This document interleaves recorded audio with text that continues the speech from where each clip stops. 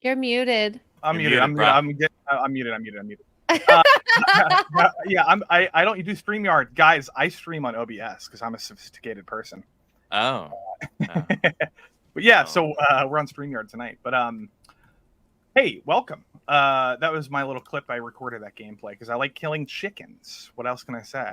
I actually thought you were gonna kill the fox and the I was a deer. little worried. Yeah, No, I was a little worried he was no. going to kill the fox. Did you guys know you could do that? Yeah, I never unlocked Meat Cleaver for that reason. Oh yeah. Oh no. I haven't utilized it, but I have seen it. I did it out of pure curiosity.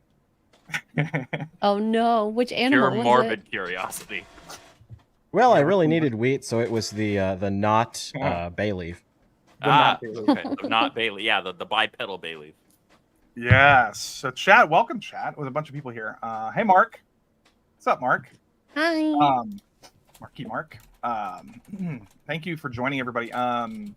Everybody here has played the game correct, Palworld. Correct. Yes. Quite a So bit. we're all experts. You know, we're all. Well, by the way, they're going to introduce for their first roadmap player versus player combat. So that should. Yeah, I saw that, and then also Pal vs Pal. Pal versus Pal arena. Yep. I'm more personally vested in like them having more direct trading because right now it's kind of a roundabout way that you got to do it. through the Pal box. Yeah, it's like how about like I just give you this and you give me that. Can we? I hate it. I hate it. Yeah, I hate the way it's set up. My brother and I, like, we can't give each other. It's because you can't see what the other person caught. You have to catch it yourself or something. But you can. There's a glitch that you can do. You put it to work, and then the other person takes it out. Is that what you're talking about? Yep. Yeah. Yeah. Okay. So, guys, so chat. I don't know. It says debate on the title of the thing. It's not really going to be. We all kind of. Okay, we all like the game. I understand there's controversy, and that's what I want to talk about a little bit in a little bit. I have some problems with the game. I think all of us probably have maybe some issue with it, or maybe none. But like, it'll be a sort of a friendly conversation. I hope, unless Blaine and I start to get into like a wrestling match or like a We can UFC. do that. I'll let you lead. Match. All right. Okay. But yeah. Look, I can have issues. Oh, basically, this is my main take. I can criticize games that I play. I hope that people can do that. Or what? Hold on, because there's some people. I thought this was an echo chamber.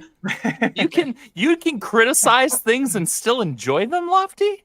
Yeah, isn't that weird? It's like if you don't like the game, you can still play it. It's like you know what the problem is. Some people are like, I wish I could play this, but they may have used AI or I don't like that they don't their artistic integrity is corrupt, so I can't play it. But I'm sort of coping because I kind of want to play it, and it's like, well, just fucking play it and criticize. It was far easier when they just said it was problematic and left it at that. Yeah. Oh man. Remember? Yeah. But so this is perfect. This is the perfect game for people to get mad about. It brings the old playground arguments of like Digimon versus Pokemon, brings that into the modern era. Then it throws in the AI controversy. Wow, Did they use it? Did they not use it? Old. That game that was pulled like was it 2 weeks ago for being just an asset flip? Like it's the perfect concoction of like, let's all get mad at something. Yeah. Oh, Mark was still on screen, huh? Mark, you're my special guest for tonight. Hi, Mark. So basically, what are your expert girl? How many hours do you have in the game? Anything you play a lot on like stream? 35. 35. Andrew said he has 50 hours. I mean, it's always rookie hours in comparison to Andrew. Oh God. Listen, we're not talking about Hogwarts Legacy right now. We could. No, we don't have to. We don't have to. Oh no. No. It'll come up for various reasons. 37 hours. Okay. I have about 30. Minus, okay, I have to add Microsoft Store, so that's at least like 40 hours then. Oh. Okay. Because I was playing with Tugs because it's on cross-platform. Yeah. That is one of the things that they're adding. Is cross-platform. Well, I'm on my Xbox and my brother is on PC, but we play cross gamer pass or whatever, Game Pass. Yeah. Right, you're using a Game Pass for PC. Yeah. No, I'm using it on my Xbox. Or no. No, he's on the He PC. is. But Yeah, they connect. yeah, yeah, He's yeah. not on a That's Steam what I meant. account. Yeah, Yeah. which is cool. At least I can do that. But so we've all played it pretty decent amount. Blaine was playing on stream last night. Gator said, Gator, you like the I'm game? at 10 hours now. I literally stayed up all night playing it and forgot what time Yeah. it was. And I was like, oh, hey, it's light outside. I should Same. probably go to bed. Same. Yeah. Let me start with X-Ray Girl. I have watched you play, if my memory is correct, Conan Exiles on stream. Is that with Az? Yes. Yes. Okay. Am I wrong, or was that the first? Wait, did you ever play Ark before that, or that was it? Like your first I played experience? Valheim for survival games, so Okay. I'd say it's closer to Valheim than Okay. Conan, probably. Well- but I mean, the similar mechanics. Similar mechanics. The only reason I bring up Conan is because Conan is a direct rip-off of Ark, which is the main influence of this game. Developers have said that Ark is their number one, and then also they mentioned Rust and RimWorld as some other influences. They don't want to just say that it plays like and they don't. Arc, they are Legends Arceus and Arc. Yes, they are avoiding, and I'll bring up some quotes that are kind of sus because they're avoiding talking about Pokemon, which is kind of weird in my opinion. They don't want to talk about Pokemon. Weird, but also very smart for legal purposes. No, it's Yeah. honestly. They have to. I mean, If they ever get access to their emails or communication and they say one thing, it's like, I want it like this Pokemon. It's like, ooh, it's going to be bad for them legally. yeah. Well, they and already, Pokemon's already yeah. passing the tip of the tongue test. Like anyone who's like, oh, it's the game that's like Pokemon and like a survival. Like you don't have to say the name of the game. Everybody knows you're talking about Palworld. So like they don't need to be like, Yeah. oh, it's like Pokemon. It's like, no, we know. We all said that already. We'll say it for them. Yeah. But That's what I sold me on it when that's how it was described. That's actually what I wanted to talk about right up front. I think the success of this game, which is now 7 million copies sold as of today, Wow. is I think the major success is up front. Like the first burst of people that bought it was the Pokemon with guns, and it became a meme, and everyone's like, "I'll play Pokemon with guns," and then right after the game came out, the positive feedback started coming in. I think word of mouth kind of sort of skyrocketed the rest of it. I don't. What are your thoughts on that? I think a lot of word of mouth, but it's the streamers. A lot of people watch first time players play game. And I mean, after I played it, at least 5 to 10 people probably bought the game because they saw how fun it was for me. That's true. That's one of the benefits, at least benefits on the developer and publishers, and when it comes to streamers, because all it takes is for a handful of streamers that people enjoy watching, or at least a decent number of them, and all of a sudden those people, depending on that streamer's reaction, that content creator's reaction and view of the game, that could generate a lot of sales for them. A perfect example, a very recent one, is after Capcom announced Monster Hunter Wilds at the Game Awards, all of a sudden Asmongold streams it, and then all of a sudden everybody discovered Monster Hunter World for the first time. Like, I don't have 1,000 hours in the damn game already. Yeah. I know you play it too. So it's like that can happen. And I think that was one of the things that happened with this. And to your point, I think the whole kind of meme, the Pokemon with guns thing did, at first come off as like that's intriguing for some people. If it had been described to me as that way, I actually wouldn't care about it as much as them saying it's like Ark, but with Pokemon, or at least more low key like that. And that's more what I was looking for. This game is. I'm just gonna say, if you haven't played it, this game is not Pokemon with guns. It is Ark with Pokemon. Yeah, that's what it is. The tech tree, the base building, essentially the world, the way it's laid out, the way the monsters kind of roam around. It's like Ark. It's actually like Arceus. I was gonna say it's like Legends Arceus, like pretty heavily. Yeah, it's you could spell it with a K if you want to include Ark in that, but it's like a combination of the two, right? Arceus and Ark, and there are heavy, and like the whole tech tree is essentially the same UI from Ark, and the fact that you can level, you can get pickaxes and axes and saddles for your characters that you can ride. It all comes from Ark. But Arceus, the catching mechanic is almost identical, I would say. Yeah, from Arceus. Yeah, it's super similar. Were you able to beat the crap out of Pokemon in Arceus? I my Pokemon beat the crap out of other Pokemon. Does that? Right. That, for me, it was like I had a chatter that was like, "Oh, are you gonna play this when it comes out tomorrow?" And I pulled up the trailer, and once I saw the guns and them dodging around, I was like, "This is too silly not to try." But once I was in game and I beat a chicken to death with my fists, I was like, "I'm in." You sold me now. We keep You beat comparing a cat it to all with of your these fist. games. Yep. Yeah. We keep comparing it to all these other games that've been around for years. And it's to its credit, it took inspiration from the right places, and it saw like, okay, these games did this thing successfully. Let's emulate that. And it doesn't do anything groundbreaking. It doesn't do anything that's never been done before. It's just kind of an amalgamation of things that have already been successful and repackaged it in a way that's, I'd say, compared to most of the things that were its inspiration, more accessible, at least in terms of like to a broader audience. Because like I've played a lot of Ark. I enjoyed it for the most part, but I'd rather have something a little more relaxing for this type of a game. And this fit that niche perfectly. It's an off-brand Swiss Army knife. It didn't invent the knife or the corkscrew, but when you put them all together, you're like, dang, this thing's fun. Yeah. It's like they were always meant to be together. It's perfect. Look, this is kind of an article kind of talking about what we were just saying, which is like, this is getting a lot of backlash. This article, this person's getting roasted, but they were, the whole point of this article is essentially, this game has no originality. It's the least artistic, it's the least original game you could possibly make that like in this genre, because of how many things it borrows from other games. And this person says it's a negative, and they're complaining about it. You could read the article. I think there's merit to some of this. Now, like, every game borrows something from something, it's like GTA and Cars and Sleeping Dogs is a GTA ripoff. Red Dead Redemption is a Western. Like, that actually happens. Dark Souls has a bunch of ripoffs. Oh yeah. Now, I mean, the whole Souls-like genre in general. The Souls-like genre. Or the Metroidvanias, Yeah, or like we were talking about earlier, like Conan is like basically just Ark with like human slaves instead of dinosaurs. But like dinosaurs are better.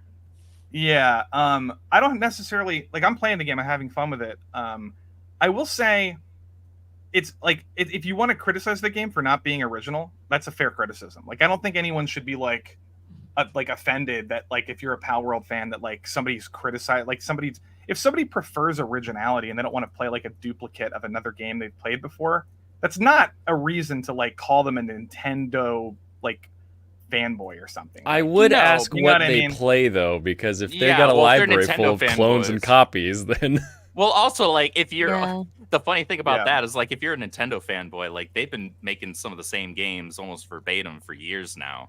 So originality isn't inherently a good thing, and also like something not being original isn't inherently a bad one. It can still be a good game, just like, all right, you're not interested in it, fine, that's perfectly fine. It doesn't offend me that somebody would be like, yeah, I'm not into that game, I have no interest in playing that, looks dumb. Right. Whatever. Now there's a lot of people on the internet, and there's even people in the chat. I can pull up some because people were talking about this. Nintendo, let me find one of them. I think it was Jack. Pokemon community starved for something new. Well, the Pokemon community just got freaking bent over with Scarlet and Violet, so. Well, wait, we'll talk about that in a little bit because I want to defend it a little bit. Someone said, Zephyr says, it's hilarious watching people stand for $1 billion corporation. Actually, this is what I want to. This is kind of. Let me find the thing that's been going viral all over the place. It's a meme that I get spammed with because I've criticized some of this game's design for being too similar to other things. I personally, let me just say this. I would like this game just as much, probably more, if the game had its own unique style. I probably would like the game more. If I had to, like, if I was a review critic, I probably would take some points away for some of the lack of originality. That's just my opinion. I just think it's like, it doesn't make me like, I'm just not impressive to me. I still think the game's addicting, but here's let me find the screen I was talking about. What's this called? Oh boy. Community command. Why are so many of you? Palworld versus Pokemon. Actually, let me just do this. Do it. Hold on.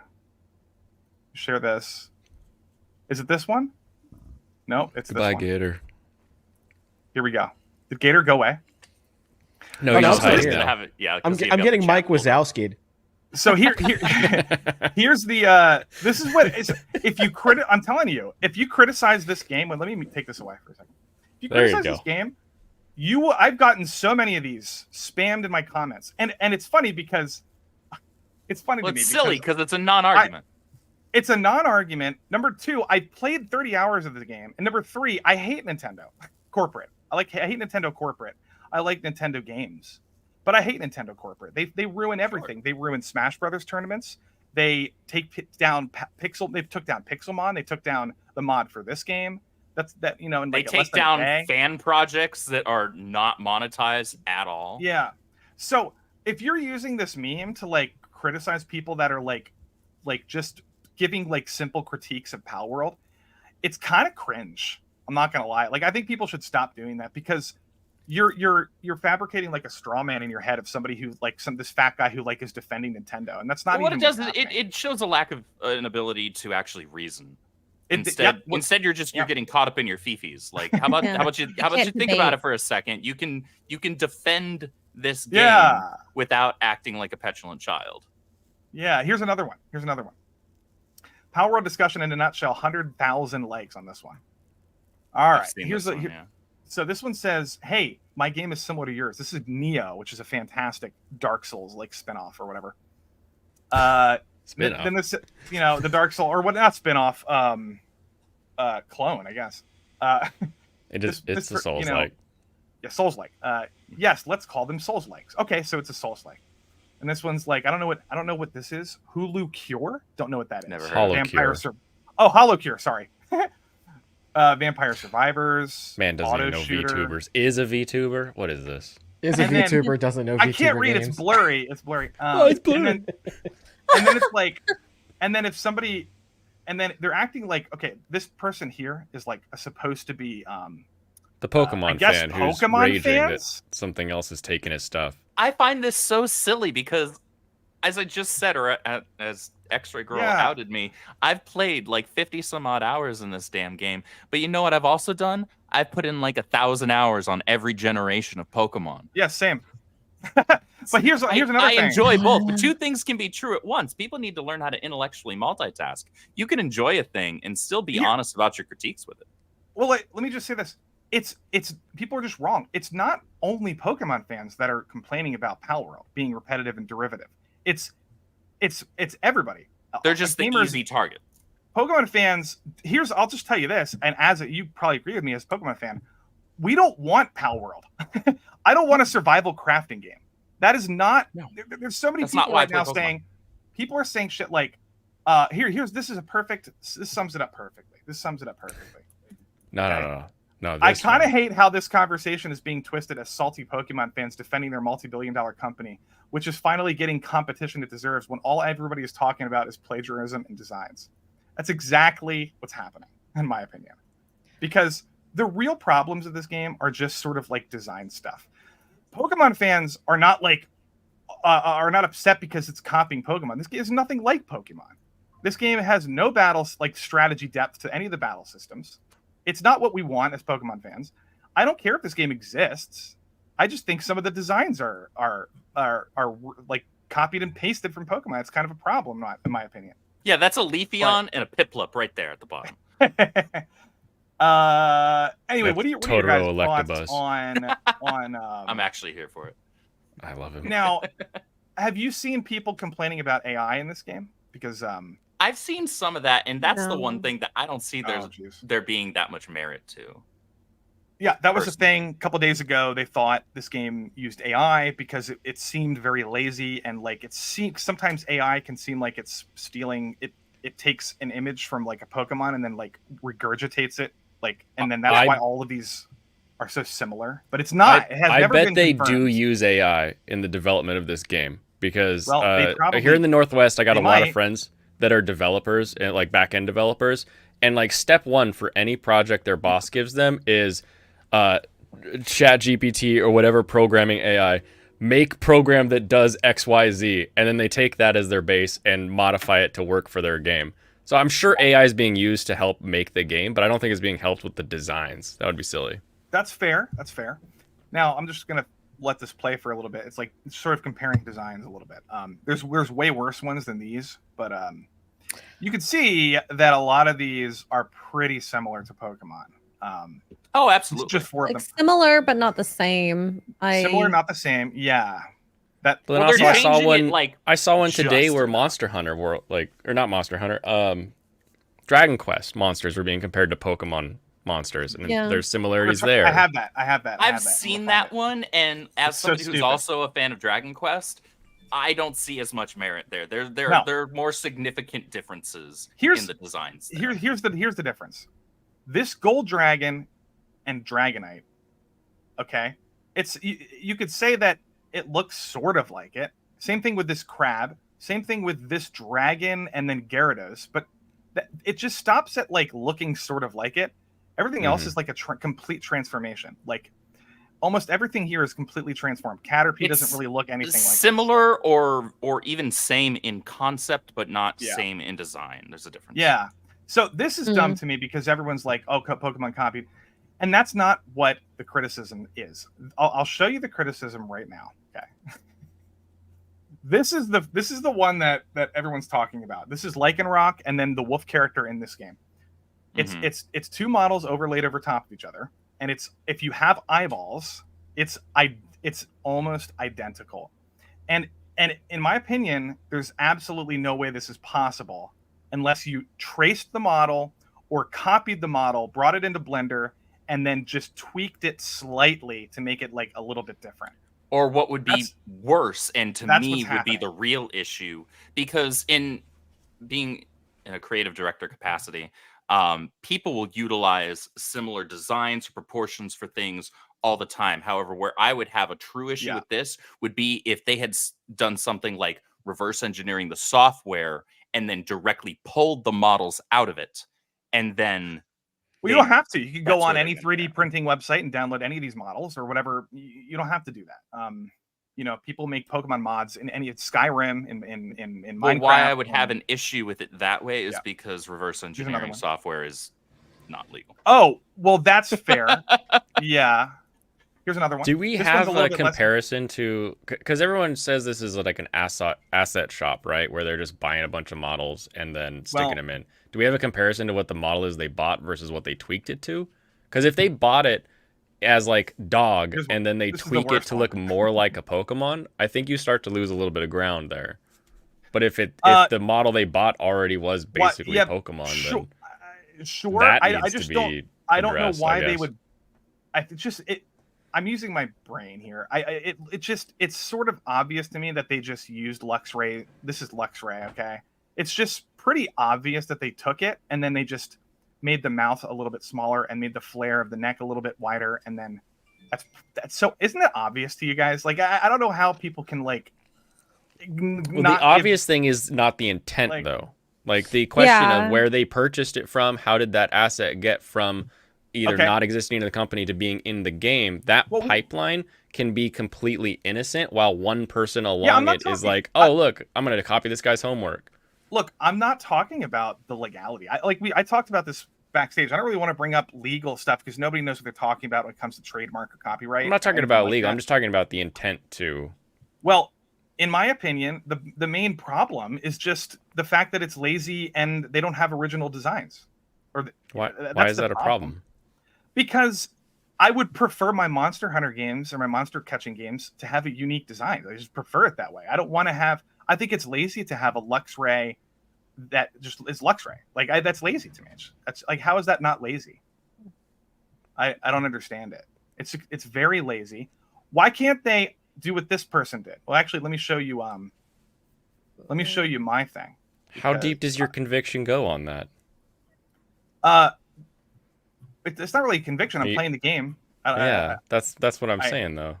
But here's what I did. So it's not a big deal if they use Luxray copy? But it's also not a big deal if I say that the game's lazy and I think the game is like overrated, and I'm getting a bunch of people spamming, fat Nintendo stand stuff under my comments just for criticizing the game being lazy. Some poor, doesn't have a floor in his house worker was slaving away pixel by pixel, vector by vector to make that model, and he finished it, and it was identical to a Pokemon, and he submitted it like, I did this.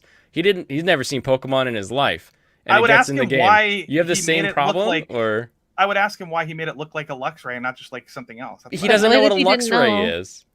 Like, if he doesn't know, it's impossible. Wait, guys, it's impossible. Wait, no, because it's like a four-legged furry creature. Like, I'm trying to figure out where your stance lies, Lofty. Why do you care so much if it's a problem?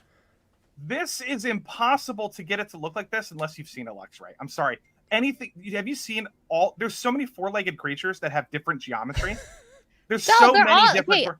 Underneath every animal is pretty much the same skeleton. Trust me, I know. No. Yes, yes. Do an expert tag. Okay, are you not going to talk about how the rear legs are different, how the leg stance is different, how it's skinnier overall? Like, it is. If you think it's identical, you are like shape blind in the same way that I'm colorblind. Okay, I think it's more accurate to call it heavily inspired by. I can't believe I could be okay with that. This is also from the game. Are you going to tell me somebody just happened to make this hair the same way? No. I'm putting out the example to see what your issue with it is. This is Primarina's hair. Okay, I'll tell you my issue. This is Primarina's hair on the left. And if I take out the actual copying and it's not lazy at that point, then do you still have a problem with the game existing? I don't think he has a problem with the game existing at all, because I'm playing again with the straw man. I don't. Well, whatever your concern is, does it still exist if the game was made ground up without any knowledge of Pokemon? The problem I would have at that point is if they worked really hard on it, I would just say, why didn't you just make something original? Like it would still be bother me. So as far as I'm wanting an original design. But you're assuming they know Pokemon. I'm trying to take that out of the question because I want to know what it is. They have to. There's no way they don't know Pokemon with these designs. There's absolutely no way. And they're making. How do you know that? How do you know they know that with 100% conviction though? I don't, but it's like 99.9% conviction. Okay. So I don't know how you can. I don't know how you guys. I don't know how you guys can't. No, listen, Lofty, here's the problem. You're strawmanning me now. I believe that they looked at Pokemon and were like, these are really cool designs. I'm going to copy it. What I'm wondering, though, is why originality and the laziness, if that is really the problem with the designs in your brain, assuming if I take out the laziness, now what's like, are you fine with the design? And you say you're not fine with the design. I'm okay with it. I just think it looks too much like Pokemon, and therefore it's like not as interesting to play. That's all. I'm okay with it. But you're constructing this hypothetical that probably doesn't exist, man. Like I'm no, it doesn't. But I just want to know. I'm trying to learn more about you. Damn it. Okay. But look, listen. What do you guys think of this? This is Primarina's hair from Pokemon, and this is the hair from the character in the new game. It's absolutely identical. They made this bulge a little bit bigger. They went in and tweaked it a little bit, but they clearly took the asset and just tweaked it. Like, what's lazy? How is that not lazy? I don't see why lazy is bad, though. No, it's how is lazy not bad? That's a negative connotation. I really don't think they copied and pasted it. I think they just tried to design it to look similar. Bro, this is something that happens in Japan a lot. People can download these models. Why is it not? Why is it not a possibility or a likelihood that they just took the model and tweaked it? That seems way more. I mean, it is a possibility, but you're accusing them with 99.9%. I'm saying that's probably what's happening. No, you're saying 99.9% conviction that they know about. I would be willing to bet money on it. That's what. But that's accusing them then. I don't care. I'm not accusing them, but laziness is normatively loaded to be bad. I'm allowed to. No, it's okay to accuse them. I'm just saying, like, I'm trying to point that out to you. But isn't it more likely? And this happens in Japan a lot. Isn't it more likely that they just copied the thing and tweaked it slightly to save time than like from the ground up made this exact shape? Like that doesn't make much sense. There's always a possibility, but if you are a company. if you're a company, what you should be doing is like you definitely shouldn't be doing that. And you know, if they are doing that, they'll get caught, which is you know, that's deserved. all I'm saying. You shouldn't do that. But what if they weren't? Like, but you shouldn't do that. You shouldn't do that so that you don't step on someone's IP so that they're going to sue you. Whether or not you're lazy as you're creating a game, I don't think is necessarily bad. Unethical. I think it's sort of unethical to copy and paste things from other things and then use it and like make $7 million off it. Like it's a little scummy. It's a little scummy. You don't know if that's how they did it though. I know, I don't. But I'm just saying if that's what they did, it's scummy, and then that's what. But it looks like that's what they did to me, based on like my knowledge of everything to do with like all the research I've done. Here's an example of well, here, let me find the other one here. This is Pokemon copying themselves.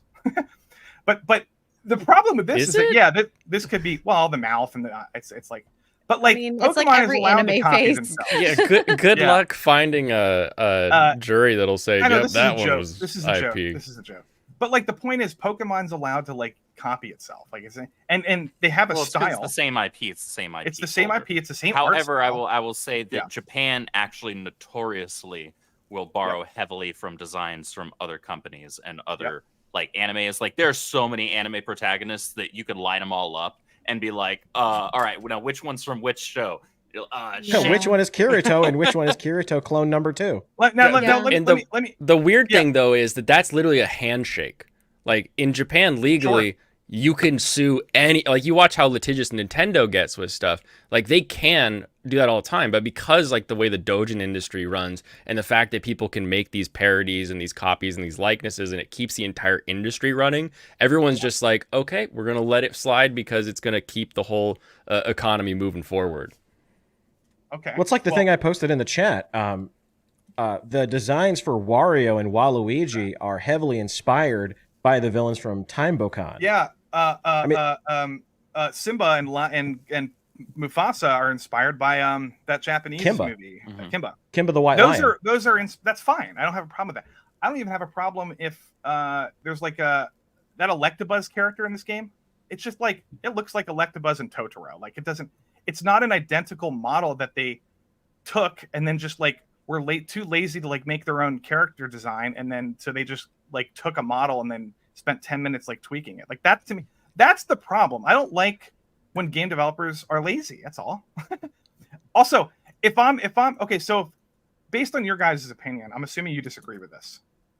And this is a common thing. Asmongold talked about this. I was gonna read it for everybody. Palworld could have literally stolen the source code from Pokemon Arceus, copied every single Pokemon design exactly, stolen money from Nintendo to fund the game, and I'd still play that shit over whatever garbage Game Freak pulls out of their ass every year. Okay, that's a stupid statement. Okay, but there's that's a really lot of people. Why not both? There's a lot of people that agree with this. I mean, again, it loads it with like stolen. Like it starts with crime when they're writing this sentence. So the sentence like starts out with it's a problem. It's emotional statement, and I wish people would get their heads out of their ass when it comes to talking about this, because like you can have the argument of like, okay, maybe the designs are lazy in your view. So, maybe they did just slightly tweak or tweak some more than others. Fine, fair. Do I still like the designs? Yes. Do I still like the game? I mean, yes. Okay. I've played ROM hacks and stuff, and what is that other than ripping the source code and like adjusting it to make it a little bit different? Like, I'd still play. Yeah, but I can't say that I like the Luxray clone design. The intent and the legality is where, and obviously, as you said, we're not going to get into legalities here because none of us are really qualified to talk about that. But that's where my issue would then come into play. Like, are they doing something illegal, and are they doing something that was deliberate? Hey, let's just literally rip off Pokemon, or were the art directors and the artists for this game, 3D modelers, literally just going, hey, this is kind of what I'm thinking. Right. I like this design, but what I'm envisioning is something just a bit different. Like I want something more like this over here. And then they're like, all right, well, this is a good starting point. The building blocks are already right here in front of me, right? Now I'm just gonna be like, okay, so somebody did the framework. Now I'm going to tweak that framework, and I'm probably, because a lot of these aren't just like they just took one. Some of them are, but aren't a lot of just like they took one Pokemon and slightly tweaked it. That is one of them where they did. But there are others where it's like, all right, they clearly tweaked amalgamations of different Pokemon or different monster designs. And we're like, they had an idea of, okay, this is kind of what I'm seeing in my head. These things over here that I'm already seeing in front of me. Yeah. These kind of are providing a good baseline and starting point, building blocks for what I want to do. And those don't look similar whatsoever. Oh my the faces, wait, guys, the eyes in the mouth are, the eyes in the mouth are. That's a classic face, though. Like, oh my god, you're gonna be like, oh, the IP stole face. Grimtail is a nighttime character. He's having yellow eyes, like an owl. They pasted the face onto the face. They copied this face and pasted it on. It's identical. It's like you don't watch anime. It's yes, like... I do, dude. Yes, I do. Yes, I do. I'm moving on. The other thing is, if guys, let X-Ray Gumball. Yeah, X-Ray girl, go ahead. I was gonna say, if you write like ChatGPT AI sheep, fluffy, adorable, they're all gonna look the same. I'm sorry. No, they're not. I did this. This is my designs. I created the unique designs easily. Did you write sheep, fluffy, adorable? Minutes. I could do it and show you right now if you want. But what I'm saying is they can end up being very similar, and especially if you're making two different. No, how can you make a sheep different from a sheep? No, I'm not complaining about the sheep. Look, this is the problem. You complained about cat's eyes. 9 lives. Wait, can we have some nuance? I'm not saying all of these are the same. Some of these are fine. I think this one is a little close, but it's not identical. It's not identical. I don't have a problem with the sheep. Well, I do have a problem. Has everyone here ordered an asset from somebody, like some sort of design work? I don't have a problem with this guy. This is just a sort of similar. They probably were influenced. They were inspired by the patterning. This is like they stuck it on almost a toucan. Yeah, this is almost really not almost nothing alike except the sort of silhouette. But like, this is just Totoro with electricity on it. Some of these are dumb. I agree, but some of them are almost identical. Like, have you ordered like design work from other people before? Yes, and you send them a drawing of, you're like, I want something like this, and then they just give you your drawing back, and you're like, damn it, like, bro, you're this wrong. Can totally happen. You're so wrong. I've sent the same character design to 6 different people, and they all gave me completely different designs. Different designs. You drew something and gave it to someone, and they gave you, like, 6 people gave you completely different designs. Yes. Okay. You got really good artist friends then, I guess. There's a lot of design companies when you order stuff. I don't know what you're talking. Do you have any evidence of this? Like, can you? Yeah, I have a logo that I went back and forth with for years. Go ahead. No, look, guys. Wait, let me go back to the thing I was just talking about. Crap. My AI stuff. Look, this is not hard to come. I actually wish they used. I don't like cats, but I actually like that design. I know. Look, I wish they used AI, because with AI, you could come up with original ideas easily. I could have made their entire roster myself for like, they just give you like $100 and I would have made, look at this. This thing is awesome. Okay. Now my brother made these. Look at this panda. This is not like any Pokemon. This is not like any Pokemon, this evolution line. Okay. A completely original idea. This is a completely original Pokemon. I mean, Pokemon design. Okay. So is this. How is it hard to just come up with original designs? It's so lazy what they did. It blows my mind that people are not criticizing the game for it. They're just like, it's almost like they're ignoring it and then gaslighting everybody else that like has eyeballs to say that we're crazy, and we're not. I mean, I'm not saying you're crazy or anything like that. No, not you. A lot of people are, though.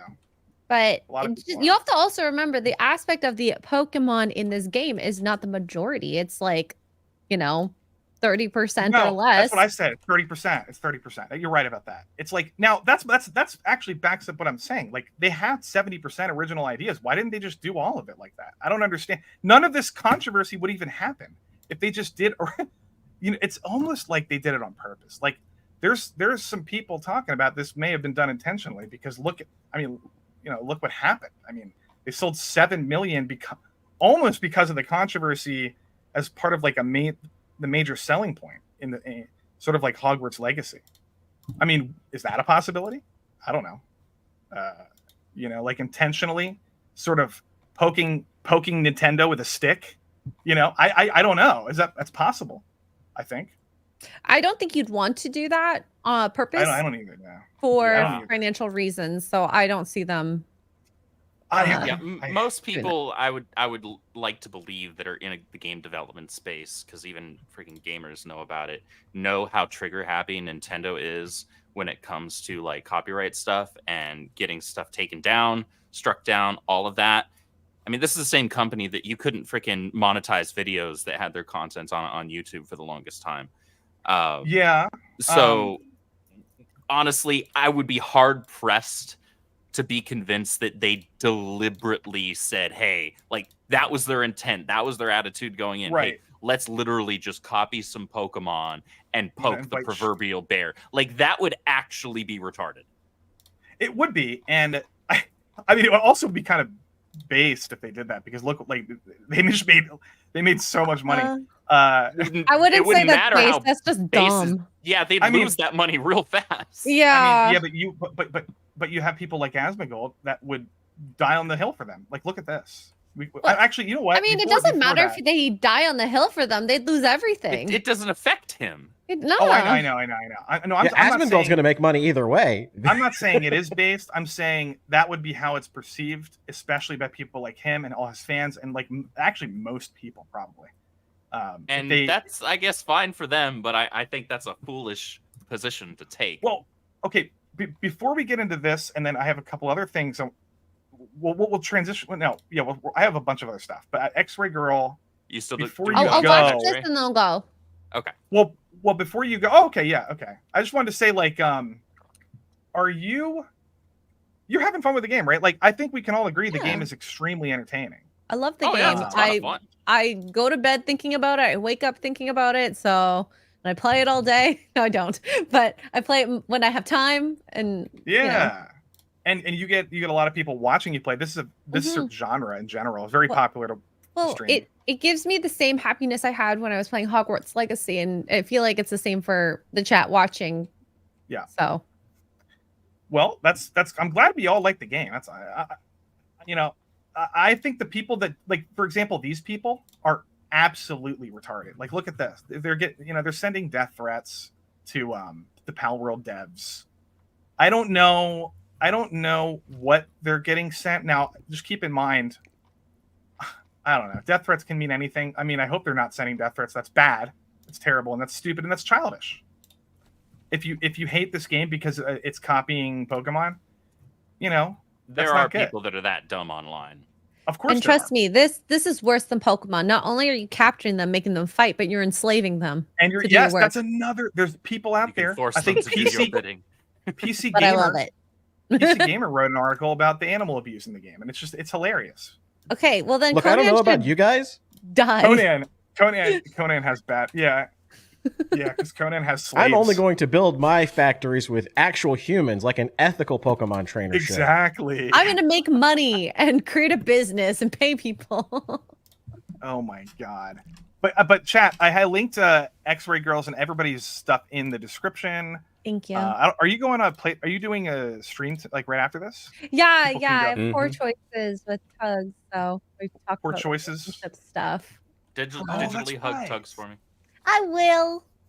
So I guess I'll make my little exit now. Yeah, go for it. And thank you very much, Lofty, for inviting me. Sorry I couldn't stay very long. It was nice meeting you as well, Blaine and Gator, and of course Andrew. Thanks for follow me everywhere. I'm everywhere. Yeah, follow her YouTube channels in the description, and you're on Twitter. And I want to have you on again. I think the first time I've had you on my stream. Yeah. But maybe we'll do like a one-on-one. We'll talk about like a specific movie or something fun. I'm trying to get more guests on to just be nerds about stuff. I don't like yelling and being controversial on my own stream, so this is like kind of a rare occasion. I'm yelling at you. I'm kidding. Rules for me, but not for me. It's true. I like doing it on other people's streams. When it's on my own time, I'd rather geek out over like a thing we both have in common, because that's sounds more fun. Good. We'll see you guys next time. Bye. Bye. Have a good night. Bye. Okay, so, I found the old requests, but they're all expired zips. So I sent you a snip. But wait, I think I invited Sheep. Hold on. me pull this back up. Let me pull this because we're gonna go back. He is in the chat now. Asmongold thing. Oh, he is in the chat. Okay. That's that. So hey, there's the black sheep of the panel. Sheep. I want to talk to you in just in right time now. for the Game Award to be on screen. Great timing, Lofty. Whoopsie daisy. But here's what's gonna happen. We're gonna watch this clip and we're gonna talk about it. But sheep, welcome, sheep. Hello. I couldn't remember if you have a specific YouTube channel you wanted me to link, so I didn't. But if you want to put that in the comments, I'll have the mods do that. No, I'm busy drawing a manga, so I'm not even worried about my YouTube. Okay. Could always plug the midweek hump. Midweek hump, yeah, for sure. That's go follow Worth. That's tonight. So you've been playing the game, right, Sheep? I have. I actually just got out of it. I was letting Andrew know as well on Twitter that I just went through my anime art because a bunch of Relaxsaurus just came through and just burned everything down. Oh, bro. They just torched my whole fucking settlement, so I had to go around picking everything up bit by bit. That happened to me last night. That was awful. So yeah, now my team and I were on an avenging trip, I guess you can say. It's basically turned into Middle Earth. What's up, OT? What's up, Jimmy? So Lofty loves to sprig on other people's streams. Absolutely based. Okay. She went back to enslave more stream. No, I'll yell at people on my stream. I was trying to make a point that I would like to talk about what usually I don't know. You guys probably agree. There's a lot of the what gets more views is like controversial topics. So that's generally speaking what most people talk about on streams. Yep. I'm trying not to do that on my stream. Like if other people had panels talking about like the timeline of like Alien, like the franchise, I would go on that stream and talk about it. The problem is those streams don't really exist too often. So that's what I meant. When they do, they don't do particularly well. Right, or like Hayao Miyazaki. Like I would have gone on any stream talking about The Boy and the Heron, but I couldn't find one, so I had to I sort of had to make one. I still need to see that. It is what it is. Godzilla had a lot of streams, which is cool. Anyway, second best Godzilla movie behind 1998. Yeah. Well, let me get the audio. Did you see that review too? See, sheep. Thank you for giving me the exact responses. Why I say something like that. Wait, let me play this. Wait, hold on. Can you hear this? Expect me to draw a more. Yes. All right. Yeah. So ignore these people up here and like just form your own opinion about it. But I wonder if I can do this. There we go. Well, I formed my opinion about Asmongold when he suddenly started praising Monster Hunter World like 6 years later. Out of nowhere. Well, that's not his fault. Have you seen the man's bedroom? It's terrifying. It is. I used to sell houses, like and like I've seen hoarders places that were cleaner than that. Yeah, I still don't like him, but I appreciate him dunking on Jamie Markey. Oh no, that's too easy. I'll appreciate literally anybody for that. Yeah, that's easy as hell. I like him for the most part. I think I've never actually watched his content. Sometimes he shills for the wrong thing. Same with Moist Critical. Same with a lot of people I follow. But like, I think they go in kind of half cock with their information though, because they don't get the full context. They just get whatever their chat. They do. They get what the chat sends them, and then they click on it, and then they form an opinion, and it's sort of uninformed a lot of the times. Or it's formed via only partial information. Yeah, and Angry Joe is like very guilty of this. Angry Joe does that all the time. He's just, but whatever. I guess he doesn't have time to research. He's making a lot of videos. But expect me to draw a moral line. I have to perceive a difference that I consider substantial, and I do not consider the difference substantial. Do you guys? No. Right. No. Talking to his chat. And that's really what matters.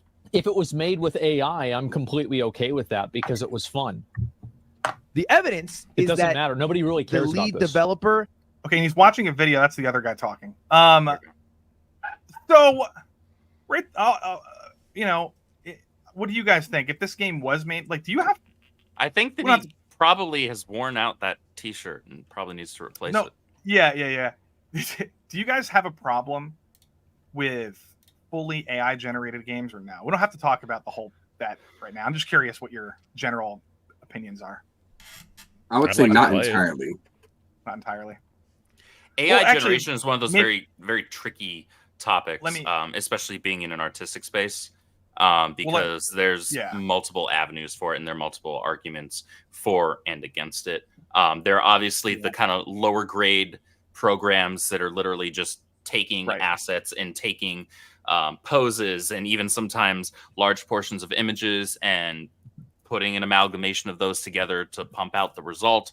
And I think there's an argument for plagiarism when it comes to things like that. And then if you want to talk about some more of like the high level stuff, there's a far deeper level of complexity to those. And I think it's impressive what can be done with them. At that point, I think you just get down to the argument that's going around of like, is that art or is it not? Which isn't a conversation I really feel like having. As far as designing a game wholly from AI, I think as a kind of a test, it'd be interesting. Yeah, but that's what I like humans having jobs. I like humans having all the skills, and so I'd prefer somebody doing all of that stuff manually. Sure, there are programs that give you shortcuts and things like that, and that's important. That's good. I agree. Time efficiency, but I think it would be just out of mere curiosity. Like if I type in these things, if I program this stuff into this program, what is it going to pump out for a finished product? Like I'd be curious about that, but in terms of something I'm going to give my money to, I'd rather give my money to something that people worked on. Now, what about someone who writes a book? Because if this AI system is basically taking your design doc that you take and you have all the facets of your game, you're writing it out, you're like, here's what I want my game to be, so you can get it generated exactly the way you want it to be, and you produce that. How does that differ from a self-produced, like a book or even something like Cave Story?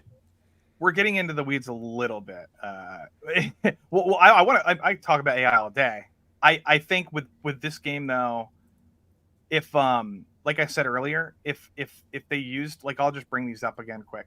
If they used my brother's AI designs, I think the game would be better. I think the game would have a more unique flair to it. That's just nepotism. And I think your brother would be richer. Well, no, I'm just saying, or mine. You can pick mine. Look at this little Jaguar with or you be richer. Look at that. See, I'm going to push back against that a little bit, because I don't know if it would objectively make it better. You would certainly enjoy it more and prefer it in terms of the more unique designs, and I'd say that's a fair point to make. But I don't think, like, what does that actually change about the game? I can explain it. I think Pokemon, for example, has so much deep lore and nostalgia over the designs throughout the years. With Palworld, they have a potential to at least try to do something similar, but they've shot themselves already, like, from day one. They can't even do that now because they will always be forever, like, copying Pokemon. And then that's the point. Like, the zeitgeist around this, like, the conversation around this game, will never be. Okay, but that's sort of like a do or take. What if they come back with the new update in a year that is all original designs? Does that suddenly just wipe away all your problems because they made money now and they can actually pay people to really design it would stuff? fix the problem. Yeah, it would fix the problem. Okay. Anyone who I'm says okay with playing an early access game that has cloned I'm designs. okay with playing it too. I'm okay. Look at this spider. It's adorable. This thing's cool. I don't know what it is, but it's cool. Oh, I typed in meteor. I typed in comet Pokemon, like a meteor. Like, anyway, that was pretty cool. But yeah, this is like an Egyptian. It's not too dissimilar to sheep. Golem. 5th gen. No, not Golem. 5th gen. Quack. Gigalith. No. Gigalith. Yeah, a little bit. I mean, it's not on 4 legs, but yeah. I mean, it's Gigalith with legs. It's an upright shiny Gigalith, because shiny Gigalith had the. Oh yeah, that's right. Shiny Gigalith did have the blue stones. Well, I'm making a Fakemon game set in northern Africa with and this. Oh wow, that's racist. I have like an Egyptian cat. I think this is called it's like an Egyptian mongoose or something. I have Egyptian like stuff. Like a meerkat. Like African jaguar and stuff. Yeah, but it's a specific Egyptian cat. I can't remember. The caracal? Yeah, maybe. But my idea is cool. It revolves around the eye of Sahara, and it has like this. Anyway, I don't want to. And now the truth comes catch out. people This in wasn't that about game like you can in Palworld at all. Palworld? It was a trailer for Lofty's Indiegogo the whole time. Played us all. Guys, That's back crazy. me on Kickstarter. What a S tier grip. Back me on Kickstarter. Top row. All right, Let's make sure you deliver on time. Let's finish this thing. Has been Okay, very hold on. positive about AI in the past. Here we go. And made an AI game. We're gonna play called this, by the way. AI Art Imposter that lets an AI artist draw a picture. And so that was like one of the games. We're gonna be playing this week. Yes, just generally has been much more positive about some of the benefits of AI rather than what is the normal sentiment amongst artists and I guess general Twitter population, which is that AI is bad and it takes jobs from people. Well, AI and the sentiment from artists. This is controversial. Okay, just listen. Hold on. Artists' opinions don't Hold matter. on, can you pause it real It just quick? doesn't matter because what? Yeah. I have to revisit this. I have to revisit The shirt. This man makes so much damn money streaming, and he can't afford a T-shirt that's newer than 15 damn years old. I know. Don't. That is a 15-year-old neckline on that shirt. Don't body shame. That's Don't one of body these. shame. That's a lot of that. Come on, man. Body That's shirt shaming is not allowed on my Shirt stream. shaming. I can afford new Artists. clothes every couple of years. So can you. Artists. Okay, here it is. Artists' opinions don't matter. It just doesn't matter because what matters is the opinion of the people that are buying the product. Like it doesn't like your opinion on it. Like just because you do it doesn't like nobody cares. Like it's not relevant. It's like whenever one of these like really well respected and really respectable directors talks about how bad Marvel is. Scorsese. Shut up, old man. Shut up. I like watching the Thor movie. It was cool. Okay, Well- so he did the don't ask questions, just consume product meme at the end. But okay, Counterstatement. He kind of did. Let's, Okay, so there is Yeah. actually some truth to what he just said. That's what I was about to say. But it's So like he said- nestled. It's nestled in very controversial language. Like No, yes, just absolutely. saying fuck artists. Like that's Oh, kind of absolutely. shitty. Like No, go ahead, go ahead. I completely agree with that. Sometimes the truth is shitty, though. However, what he said, this is a multifaceted issue. What he said was ultimately it just matters what the customer is willing to pay for. So Correct. your artists hammering away at the whole AI art is not real art. That's fine, and I might even agree with you. But the people that are going to give you money or not are the people that you need to convince of that. Okay. You're gonna. That's convincing to a point because in a bubble, in the video game bubble, it kind of makes sense to me a little bit. Although it's In kind of any it makes AR sense in a market. free economy. Yeah. yeah. If I we're would- talking I would about It say- art, makes sense if we're in a free market economy based on Yeah, but- meritocracy. But what I'm saying is, if we're talking about morality, like what we're Right, talking but about those here are two is. separate issues. But those are two Yeah. separate issues. And I agree with you he on the said morality bit. the artist's opinions don't matter. If the artist's opinions are expressing their moral concerns, I mean, I don't want to bring up the slavery argument, but just because something is popular and a lot of people will pay money for it doesn't Well, mean don't bring up the slavery argument. What about Yeah, the because light bulbs it's- taking over the candle bring maker anything. jobs? You could bring anything up, but like just because something Do we is get rid of popular- light bulbs because candle makers need jobs? Right, so that's different. That's not slave labor. That's not immoral. I don't know. Is what- AI slave labor? No, we're talking about morality. I don't know what that has to do with morality. Now, you're talking Like about I said, Luddite being a Luddite. I agree in large part with Yeah. legitimate artists' concerns and pushback against AI art. I really do. I'm with them on that. However, ultimately, the only way that they're going to become successful in their argument is they switch up Okay. their approach. And even worse than that, here's the 'Cause right real now, truth is right they'll now either the have to be customers are the ones that don't care. they'll either have to be better than the AI or use AI. Or third point, they can just put out their art, and people who like their art will like their art. Exactly, yeah. Hitler was popular. Well, look at this is kind of what I'm talking about, guys. See, those are clearly Pokemon plagiarized straight from the. Yeah, that- okay. See, that's a fucking Pikachu right there. Listen. there is something to be said about the morality of copying and pasting something like this person said right here. Let me go back to it. Personally, Palworld could have stolen. Palworld could have stolen everything, copied every Pokemon, stolen money from Nintendo, and I still would play the game. These people don't care at all. They have no moral value whatsoever in artists at all. Now, this thing that I just showed you is what I'm saying. I'll be back. Yeah, go ahead.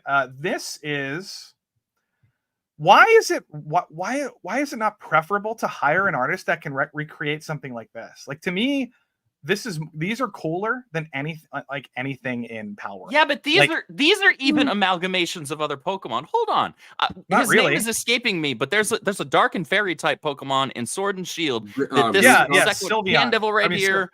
No, Candevil over here. Look, it's the one that evolves into Grimmsnarl. One of his evolutions looks like him. Very similar. Where the hell is it? It just the Ferroclaw there clearly is having some inspiration from Sil. What the hell? I don't think so. I think this is just a devil. I mean, I like a kid devil or something. Like, this is not the same as the Luxray model being like 99%. No, it's still taking inspiration from. Well, yeah, that's okay. I don't care about that. That's fine. I've never said that's a problem, ever. In taking I think that's kind of the entire crux of the argument is, did they copy the models and then tweak them? Or was it just inspiration? Maybe even like tracing the models? Like, there's levels to this that I guess a court would have to ultimately decide. But look, if these were the monsters in the game, nobody would be having this conversation wouldn't be happening. There wouldn't be a bunch of people shouting at each other on the internet. If these were the monsters, there'd be a lot more has-been hotel fans that would be fans of Palworld. Oh yeah, that too. Sure. Yeah, yeah. But like, this is a popular game, Cassette Beasts. My question is, there's so many fake mon artists that don't even use AI that create original monsters. If you know what I'm talking about, you know what I'm talking about. But if you don't, there are fake mon artists that create their own Pokemon regions, and people are like, another argument that's so stupid that I heard is people say Pokemon came up with all the ideas and there's no more originality left, so they have no choice but to copy Pokemon. That is the dumbest shit ever. If you think that, you're not paying attention. Because that's an emotional non-argument. It's an emotional, but it's also the South Park did it argument. Proven, like it's a provable. Like, I can go to this guy's. I don't feel like it right now, but there's fake mon artists that they could have hired to come up with their own stuff, and it would have been fine for me. I wouldn't have a problem with that. Well, realistically speaking, there are a lot of people who come up with like far more incredible creations than whatever Pokemon could come up with, and they're based off of Pokemon, but they're never used either. A, it's just a fan art, That's or B, fair. It's put in the game, and then Pokemon's like, yep, too close, get it out of here. But I'm telling you, fake mon artists wouldn't do this here. They wouldn't do this. Their fans would be like, "Yo, bro, that's way too similar to." Oh yeah, it looks like a fusion between Primarina and Primarina and or whatever. It is. It's Primarina. They took her hair and stole it and copied and pasted it. Like, let me go down to it. Oh, it's not even on here. But they copied Primarina's hair. I showed this earlier. What's the funny thing about this whole situation is I never would have put two and two together until people didn't start going, "Oh, this is just Pokemon plagiarism." I never thought about it that way until people started pointing stuff out. Now I kind of see similarities in like everything that pops up on the screen. Yeah, I mean, it's like this one's not similar at all to me. It's just the eyes. Not at all. This is a bad example. See, these people are sort of coping some because he wants to like that one where they compared Suicune and the dragon. What? That's actually pretty accurate. That's pretty accurate. Hold on. Like, well, stop scrolling past it. Let me see it. No, I thought you meant Latios. I'm sorry. No, Suicune and yep. Yeah, Suicune's exactly. Suicune's if anything, I would have said it's more like hold on. That's more like Glastriel. Articuno's face, maybe. Well, no, because there's also a freaking night version of that horse thing. Glacier. It's basically Glacier and whatever the shadow version of it was. But this one is so similar. Oh, that's just Salamence. Salamence, exactly. It's Cyberman. Yeah, that's Salamence. It's not like I don't. Like Salamence. It's not like I don't. Well, it's got it. What it is, it's the hands. The But can we at least agree that no. this game is obviously I mean, Blaine, I know you're sort of playing devil's advocate, but like, if you had to bet money, if you would lose $100,000 betting money that the artist was sitting down in front of his computer and like staring at Pokemon models and then like sort of copying them, like, would you bet all your money on, like, which side would you take? I bet that yes he wasn't. No? Like, to me, wait. I would bet everything I have that they used Pokemon assets in the development of this game. I would bet all of my money, which is like, I'm not going to say. I would be willing to make the argument that they took the models and they're like, okay, I like this as the starting block. I'm going to do this with it. That's right. That's. But I don't believe for 2 seconds that their intent was, I'm going to make an identical copy to this. But I like. I don't think they copied the models from the files. Right. The files into like Blender or something. Why though? Why don't? I do think they were inspired. Why don't you think that though? Oh, wait, hold on. Before you, I'm going to ask that again. Because there's enough differences. River Miles, $20 super chat. Thank you, River. Palworld and Arc is to Arc Pokemon what Turbo Kid is to Mad Max. That's right. This guy wants me to watch Turbo Kid, and I forgot because he hasn't been around in a while. And oh my god, every time. Thank you, buddy, for the reminder. I actually have a lot of free time now. I will. I'll put that back. Turbo Kid is this movie that he wants me to watch. Keeps bringing it up. I thanks for that.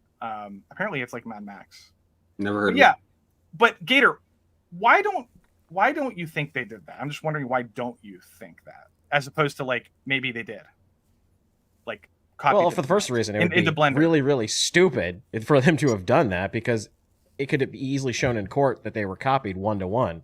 Yeah. The second reason is simply for the fact that I see enough of a difference. Like, I'm not a 3D modeler. Like, that's not my expertise. So I'm not really qualified to comment on the number of triangles that they put in there.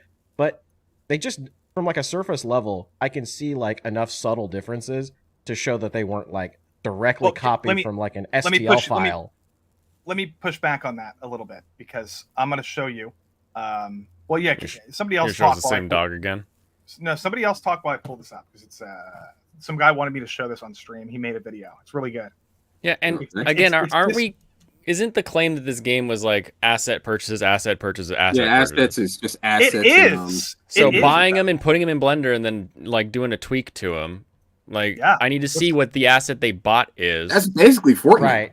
Yeah, I need to see what the asset they bought is before I say, oh yeah, they were copying Pokemon. Because if they were buying assets from the store that were already kind of someone else looking like, oh, I kind of like the Pokemon dog, and they made it and then they tweaked it to be different so that it could be their own unique thing. Yeah. Then that again completely changes the calculus for me.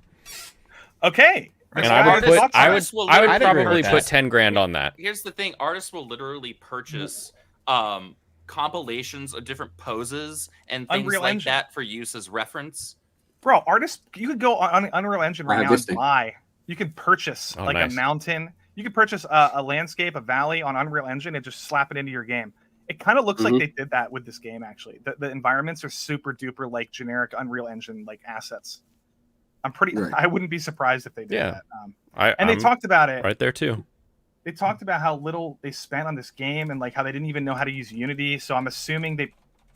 I'm glad they didn't know how to use Unity. Yeah, so like okay, I know. Let me. This guy kind of using Unity anymore. This guy takes. There was a debunking of this video that went around that says basically all these things are wrong about it. Right? I'll read these quick. The PAL mesh is orange. That first one is really stupid. Yeah, that's a non-argument. These two meshes don't match up in any way. Yeah, is that a meme? The PAL mesh is smaller and thinner, allowing parts to fit inside the Pokemon mesh. PAL's mouth is much smaller than Pokemon's mouth, and the head is rounder. The people claiming these models have the same proportions are just lying. With a single image, it is clear that they are two entirely different assets, and then there's no one-to-one overlap of any body part. Now, Niche Gamer wrote an article using this image as one of their debunking claims that this was debunked, that it's not the asset. And this guy, in my opinion, does a much better job at debunking. Now, Niche Gamer was saying, hold on, Niche Gamer was agreeing with this picture. And this guy is debunking the picture. Now, hold on. Why is it not loading? Blaine, what did you do? I just good old X. Twix. Elon, put more hamsters in the wheel. If you change everything. Like each one of those pixels has been, or those vertices has been moved, has been changed. That wire mesh is different. The legs bend backwards instead.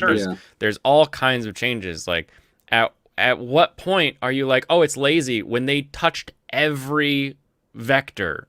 You would have to show me in Blender how long it takes. If this took him 25 minutes to change all these vectors, then I would say it's lazy.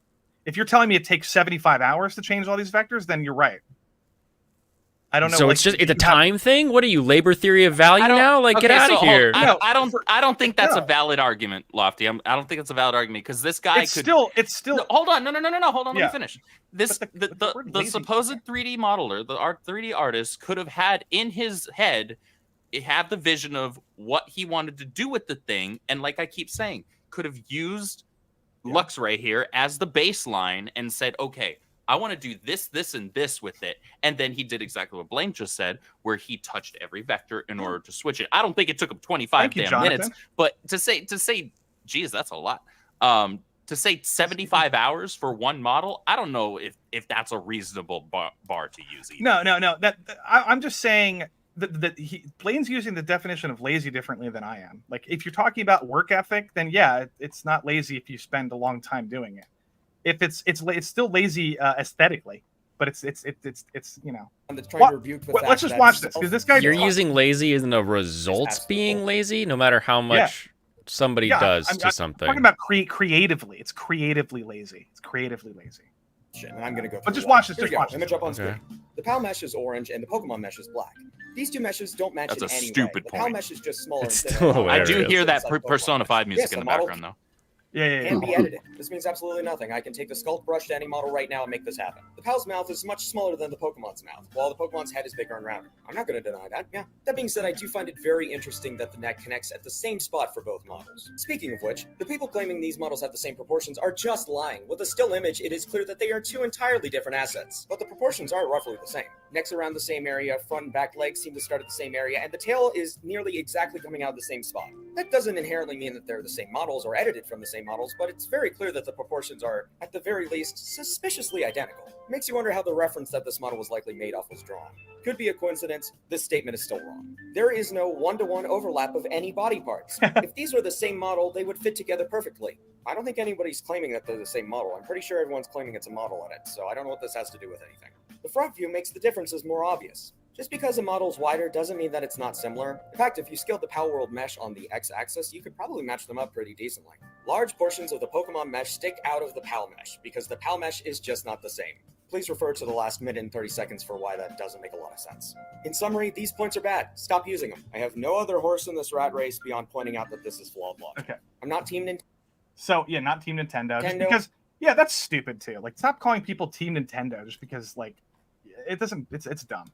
No, they're Team Nintendo. No, I'm joking. But, like, okay, so I just, like, you know, I'm not saying it's an identical model. I'm saying it's people take models and they rearrange them in Blender. That's still taking the model. It's still taking the model and using it as a base template. That, to me, that's not great. It's not great game design. It's lazy game design. I would much rather they do this. Like I said, hire somebody to make this guy. I've noticed that you keep saying rather do this, and your AI images are 2D. These images are 2D. Do you have anything on the level of actual game assets that we can look at? I'm not retarded. How do you not understand this? You hire somebody to create a creature, and then you hire another guy to turn that into a 3D model. Like that. So now you took one guy and made it two guys. How much is this game costing you? That's how when this game launched, they didn't have 7 million sales. They have 7 million sales now. Bro, that's how that's how early access works. Okay, you get money in early access so you can finish the full game. Number two, that's how game design works. Finish the game then. Bro, you're arguing for just stealing stuff because they can't afford it. That's stupid. It's not stealing. We've already said you starting from point A and then you completely change it to make it your own. I think, Blaine, I just think that taking a model and tweaking it a little bit and changing it your own is bad game design. You say little bit. Everything was moved. Bro, this is like almost identical. You're losing your mind. Look, I would say that they do have a decent amount of their roster is not modeled after anything related to Pokemon. Like nothing looks like relaxed. Let me go to the Cream Arena. From what I've seen. Like no, I've seen like the ones that do have like some similarities to Pokemon, but they do have some pals that are completely different from what Pokemon will look like. So I would give them credit in saying that like I would think that because they only have like 100 something monsters in their game, like 111, but they're variants for some of them, but they're really just and they're variants basically. So what I would imagine that they would probably come up with some more along the line. This is terrible game design. This is horrible game design. This isn't game design still. This is also asset design. This is character design. This is terrible asset design. This is lazy as fuck. Look at this. Art direction. It's terrible art direction. It's just copied and pasted. And that, like, what the fuck? And then they spent like a little bit like tweaking the nodes. That's terrible. I don't know if you don't think that's bad. So if somebody buys something in an asset store and just sticks it in their game, you're just like, this game's lazy and it's dumb. Yes, I hate this absolutely, 100%. So then why are you playing this game? Because it's fun. But the assets are created for people to use them. How is that hard to wrap your head around? I play it because it's fun. The part is I don't understand why you're so vehemently being like, it's lazy and dumb and I hate it, but you play it. Like it's such a disjointed thought process.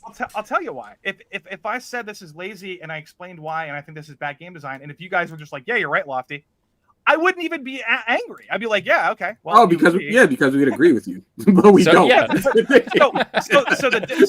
why would you be mad about that? because you're coping. This is clearly. I'm obviously correct about this. What am I coping about? Where's the cope? I don't like being gaslit. I just don't like it. What am I gaslighting you on? Hold on. What you're using terms? What? Where's the gaslight? Okay. Blaine was just saying. I actually can't even remember what we were talking about. Exactly my point. You never remember what I'm saying, and you're like, you're gaslighting me. Every time we fight, you're like this. It's like you're deaf to my voice. But you asked me why I'm like upset about it, and I'm like, I'm not really upset, but there's 100,000 people telling me that this is not copied and pasted, and that this is not like. I guess if you guys agree with me now that we've talked about it, then we don't have any disagreement. I have never argued against the fact that, or that it's clear that there were either assets that were heavily inspired or used and tweaked. That's not what my argument has been. My argument has been is that a problem or not? And for you, it's a matter of you view that as being lazy and therefore bad. Yeah, but like Blaine was sort of like the way you were talking, Blaine, is like it's almost like they had no other choice. They had no choice. Like they had to steal the asset. Having no choice and making a budgetary decision are two different things. I'm not saying they were at gunpoint by the CCP forcing them to copy Pokemon. I am saying they were probably trying to save money and they're like, hey, make it like this. We can buy all these assets and just tweak them so they're different. Yes. I don't see why you're fighting with me. I'm not fighting with you. I'm trying to understand you can why... make the argument from that point. Like, okay, is that maybe not as creative as just sketching something out from scratch? Sure. And I would agree with you on that. Yeah. But I don't think that's necessarily immoral or bad on its own. And I think the scales of creativity balance when you're taking the game, like I said earlier, the Swiss Army knife, and you're like, oh, let's add this crafting thing, let's add this sort of boss thing, plus we've got more stuff coming down the pipeline, and you start adding the other elements to the game. That's where your creativity comes in, is how do I mash these things together? Yeah, but here's what's bothering me. There's people saying it's just like an animal, or it's like they don't have it. They have to make it look like Luxray because that's what four-legged animals look like. Or that's not an argument. And besides, like I could levy the criticism against Nintendo that there are some Pokemon that literally just look like a fucking Scottish Terrier. Oh yeah, that's just that Nintendo has lazy designs. Obviously, trash bag. I was about to say the trash bag. Literally a garbage design. I would honestly, because I'm so vehemently against Pokemon right now because I've hated most of their games since like 2013. They've been lazy since Gen 1. There's a pile of fucking sludge as a Pokemon. Oh yeah. A pile of sludge. They made it work somehow though. That's all I have to say about that. The same thing with Palworld is like, despite the fact that there's some obvious asset flips, despite the fact that there's some obvious inspiration, they still made something that just worked. They pulled off what Todd Howard can. There is something to be said about how many people are playing this game right now, and it's like it's interesting because again, the consumers are still enjoying the end product. It's right, like go play Hollow Knight or Sea of Stars. I mean, I do play those games, but it's like I'd rather play Ori and the Blind Forest. But I'm having fun playing but I'm having fun playing Palworld. I think they struck gold with the combination of Breath of the Wild, of Arceus, of Ark and Rust, and I don't know if this is going to be another Valheim. Like, I don't know if this is going to die off in a month. Like, I don't know. Well, Valheim got lazy. Like, the VTubers as are someone who's it. colorblind, it's not going to die off. This is one of the few games that actually looks good when I get into it. So many of the survival crafty games just kind of look like muddy puddles to my eyes. So having a game that's like bright and green and nice and blue, it's such a rarity that actually the colors are more of a purple reddish. Oh, don't swear to God. 7 million. 7 million. Here's the article I was talking about. Palworld fans debunk claims of copied Pokemon models. And it's just this picture that we went over already. And it's like, and then you can actually read the comments to this. I think this is the correct. Yeah, look, I can totally look at that, and I forget the name of that dragon because I only just barely caught it. Latios and Latios. Has most of, it's got Latios's or Latias's appendages. It's got a very similar body style and head style to Salamence, and those glowing pink wings. Iron Legion are exactly. Yeah. Blaine, would it change your mind if we found out that this company was like funded by like Namco Bandai and they did the same thing? If the company was funded by Namco? No. Yeah. Like if they had an infinite wealth of money and so even if you have infinite resources, you're still going to want to save money on stuff. Yeah, that's how you end up making more on net. I don't think we should be encouraging. Still, I think there's a limit to that. I don't think we should be encouraging people to take designs and just put it into the game just to save money. You could make the same argument with this, by the way. I agree. You could make the argument with the guy who was like, I would still play it if all of them were identical to Pokemon, and if they stole money from Nintendo to fund the game, they would still play the game. It's like you could make that argument. You could be like, if they did it literally done that, I would have a moral issue. But I'm just saying. But the game itself, if I'm just looking at it as the game, as the finished product, well, I guess it's technically not finished right now; it's in early access. But as the product that I paid for, that I shelled out whatever it was, $27, right? I think it's a ton of fun, and I think it's a really solid product. Right. And once again, it's not angry Nintendo fans hating on this game. It's people that don't like that have like artistic integrity. Really, it's just like I would rather play a game that has an original concept. That's a lot of artists. I've got artistic integrity. That's the best argument you've made all night. I mean, look, I own more than like 4 Dynasty Warriors. Okay.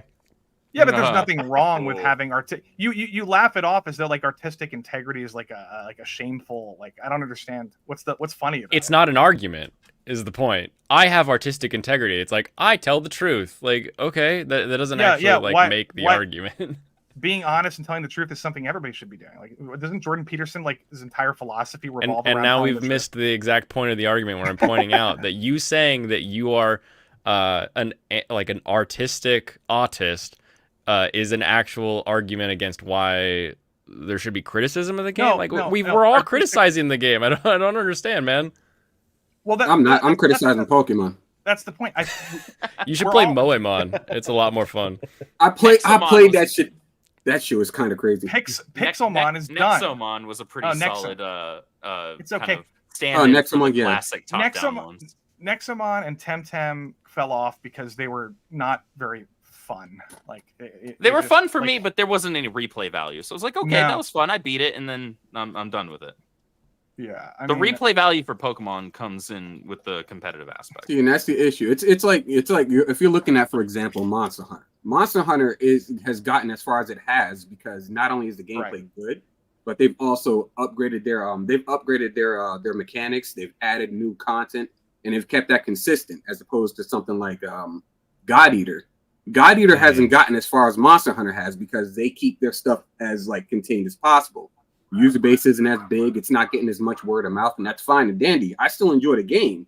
I might be one of the 14 people playing it, but the fact of the matter is that's just it. Is that it doesn't get off the ground as easily as Palworld did, doing kind of the same thing that Pokemon did. Here's an interesting thing. Wake up. This is a trending thing on Reddit. This is so stupid. Wake up, Nintendo. We're all grown up. We just want Pokemon World like Palworld. No, I don't. I think this is actually, is this like a what's it called? Is this like a what do they call these? What do they call it when like the feds were like masked and they go around like sea hiling? Oh, yeah. Glowy? Is this a plant? Is this a glowy? Glowy. Like maybe. Like no serious. No, if I want a big Pokemon legit open world Pokemon game, I want it to actually be filled out.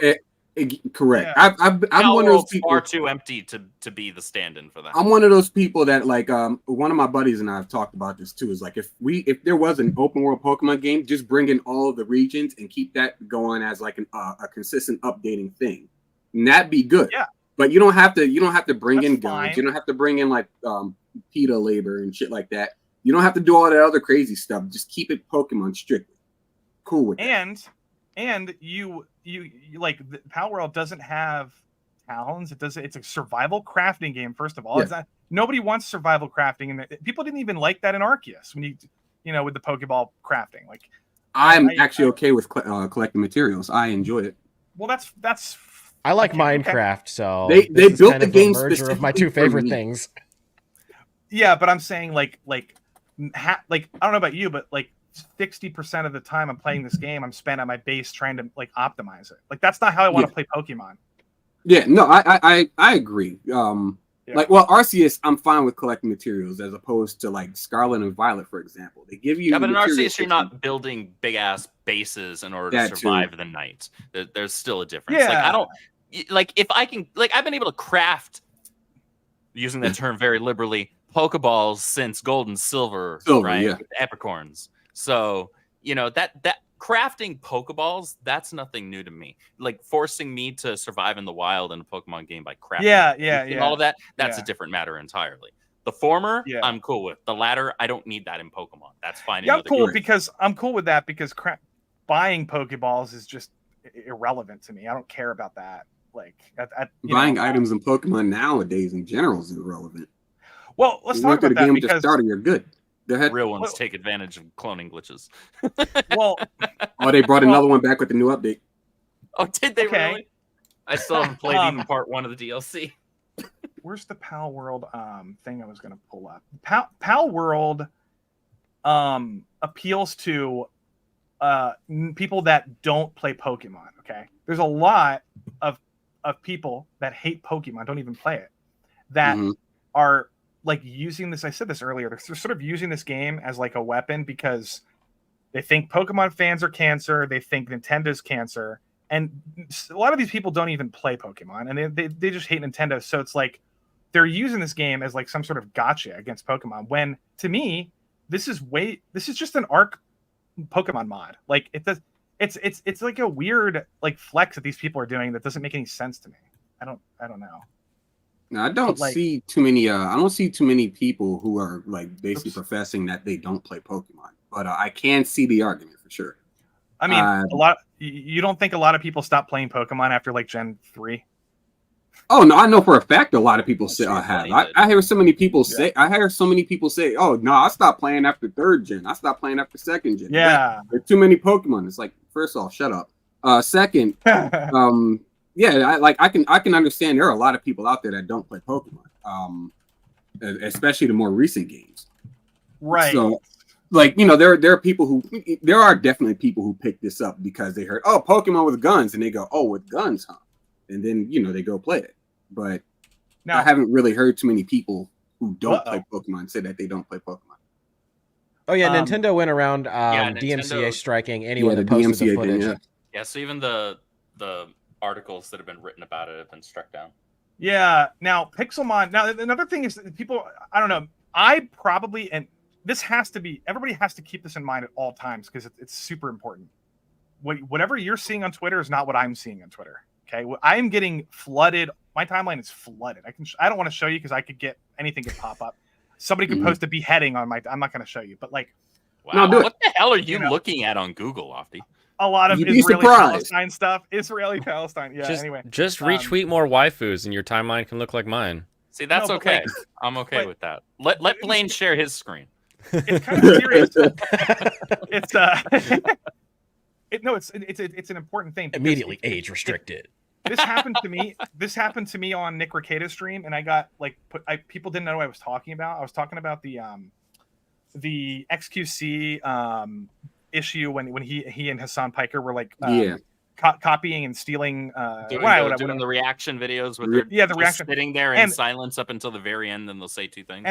And so on my timeline, I was getting all the big content creators on the planet Earth were talking about it, and Nick Ricada was like acting like, and Dick Masterson, they were acting like I was making up some like niche problem and turning it into a big, and I couldn't believe it. I thought I was being gaslit, but it turns out that like they just haven't seen it on their timelines. So like, well, there are a lot of people that are culturally illiterate. So I know, but you have to be aware that like maybe you guys don't see all of the crazy stuff that I'm seeing on my timeline with around this game. I'm seeing a lot of anti-Nintendo like posts, like so many of them.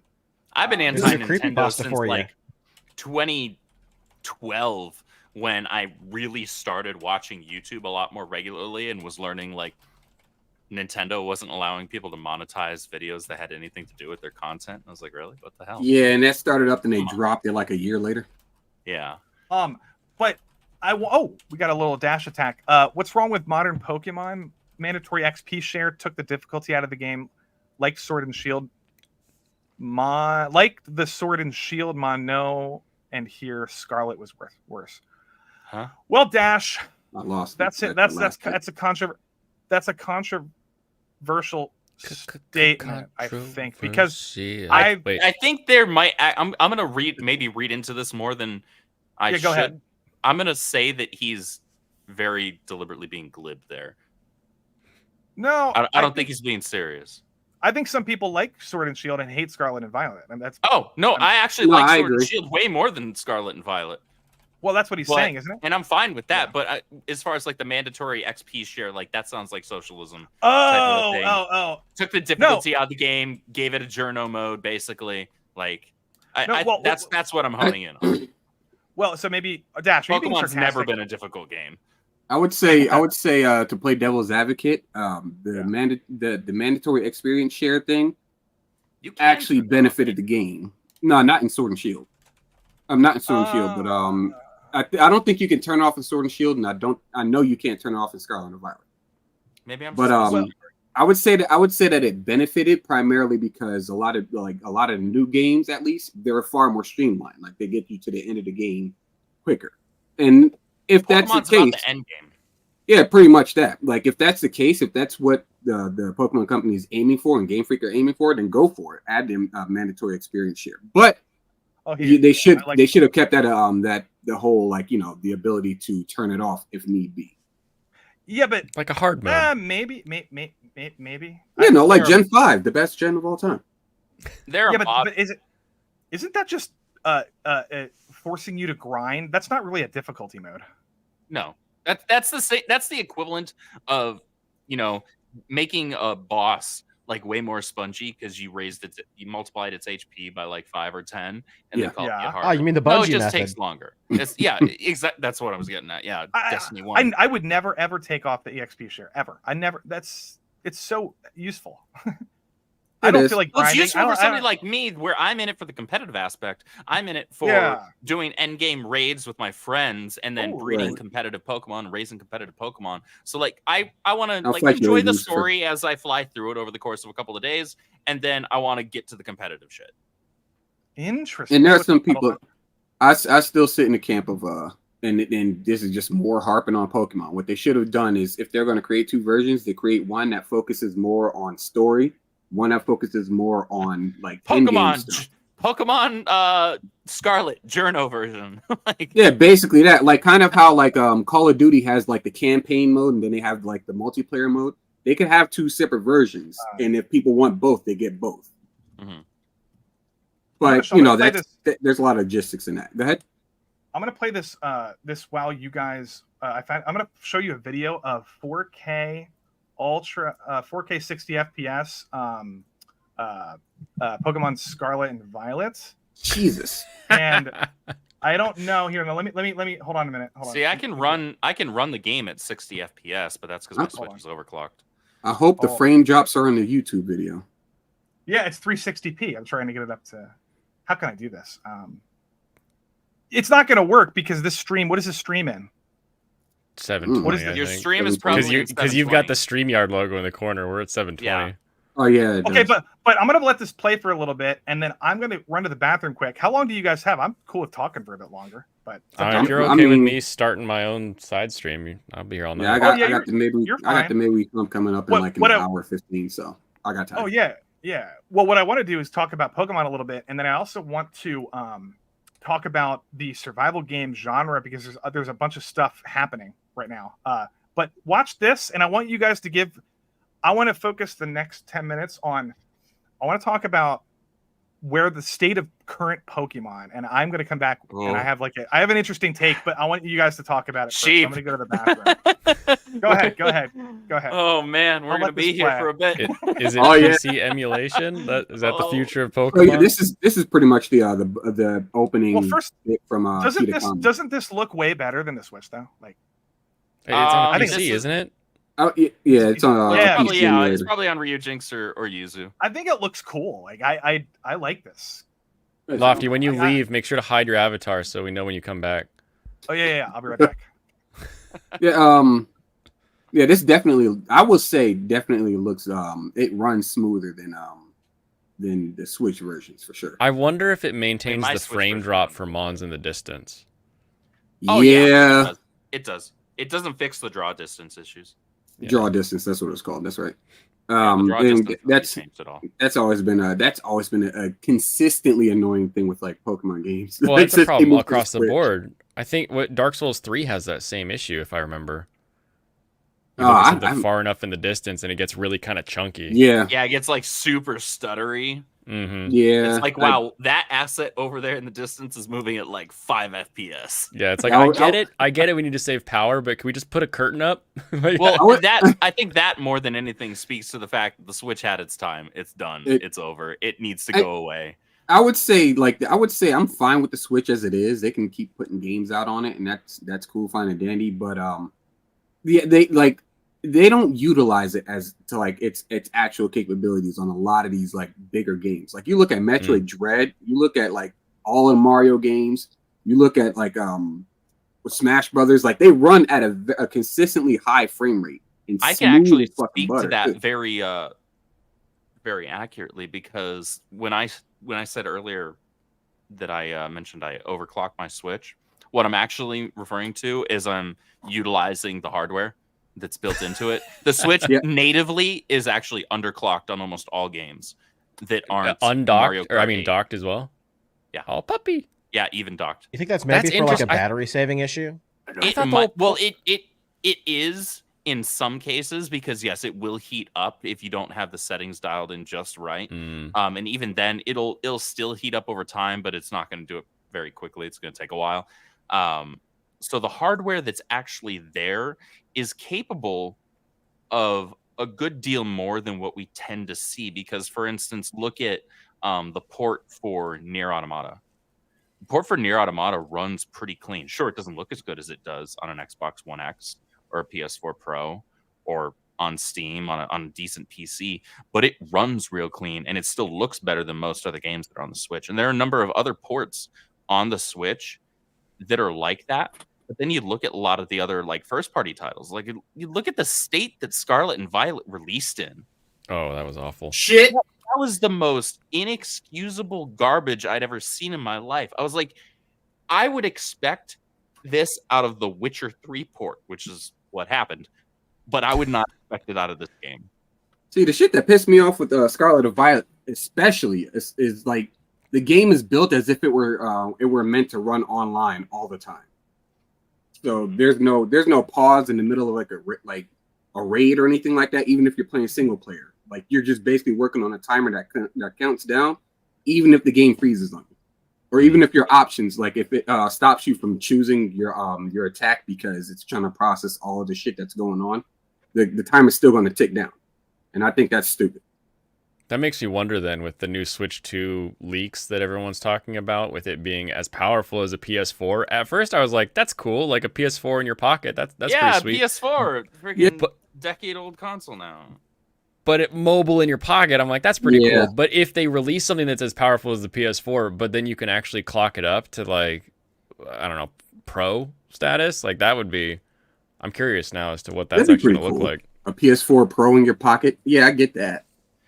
The thing is, the mobile technology is already there. Look at the Steam Deck, and look at the Steam Deck kind of blew them out of the water as soon as they don't have the excuse now that because it's mobile, it has to be demonstrably less powerful. Obviously, a Steam Deck isn't going to run something the same as you rocking a rig that's got a freaking 4090 Ti.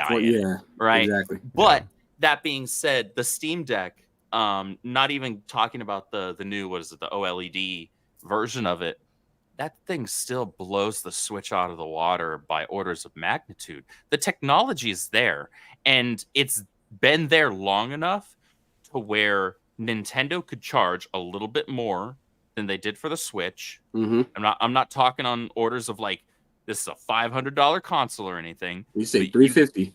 You can charge $350 for this thing, and now we're talking in terms of how games should be running and should be looking. I don't need Pokemon to look like, the most realistic thing in the world. What I do need is it to run extremely well. I need to run smoothly, and I also would like to see it have a little bit better texturing, but there are other games that would benefit far more from it.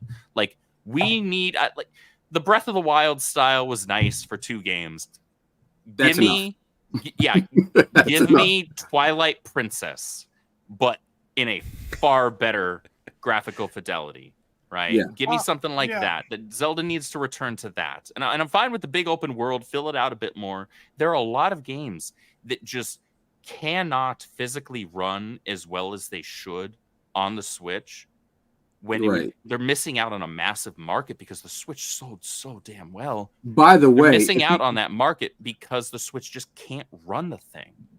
If you while you have a Switch, or if you have a Switch, get Donkey Kong Tropical Freeze. It's one of the best platformers of all time. Yeah, that's a great game. So, do you guys? Okay, let me ask you this: the open world in this game, is this something you want in a Pokemon game to continue? No. Okay. Not in its present state. And I'd use that in Lofty. You and I have had this discussion before. I equate that to the same way that I view the Breath of the Wild and Tears of the Kingdom formula. I'm good with the size of the world. Fill it out a bit more. Give me a little bit more to work with than just I'm down with the exploratory aspect, but still give me a little bit more meat in there than just like there's going to be a bunch of Pokemon around. I know I had disagreements with you about Breath of the Wild about this populating the world thing. But I don't know how you would think about this. If this game looked and played like Breath of the Wild, it would be a dramatic improvement, correct? Breath of the Wild runs well. Yeah, that's what I was about to say. Is the processing between the two they're night and day. So there were a lot of things mechanically that Scarlet and Violet did very well that I liked, but performance-wise, optimization-wise, was abysmal. I was talking about populating the overworld, and I'm just saying, if Game Freak was where the Zelda developers are at, they should be. Zelda's way out ahead in terms of like progress than Pokemon right now.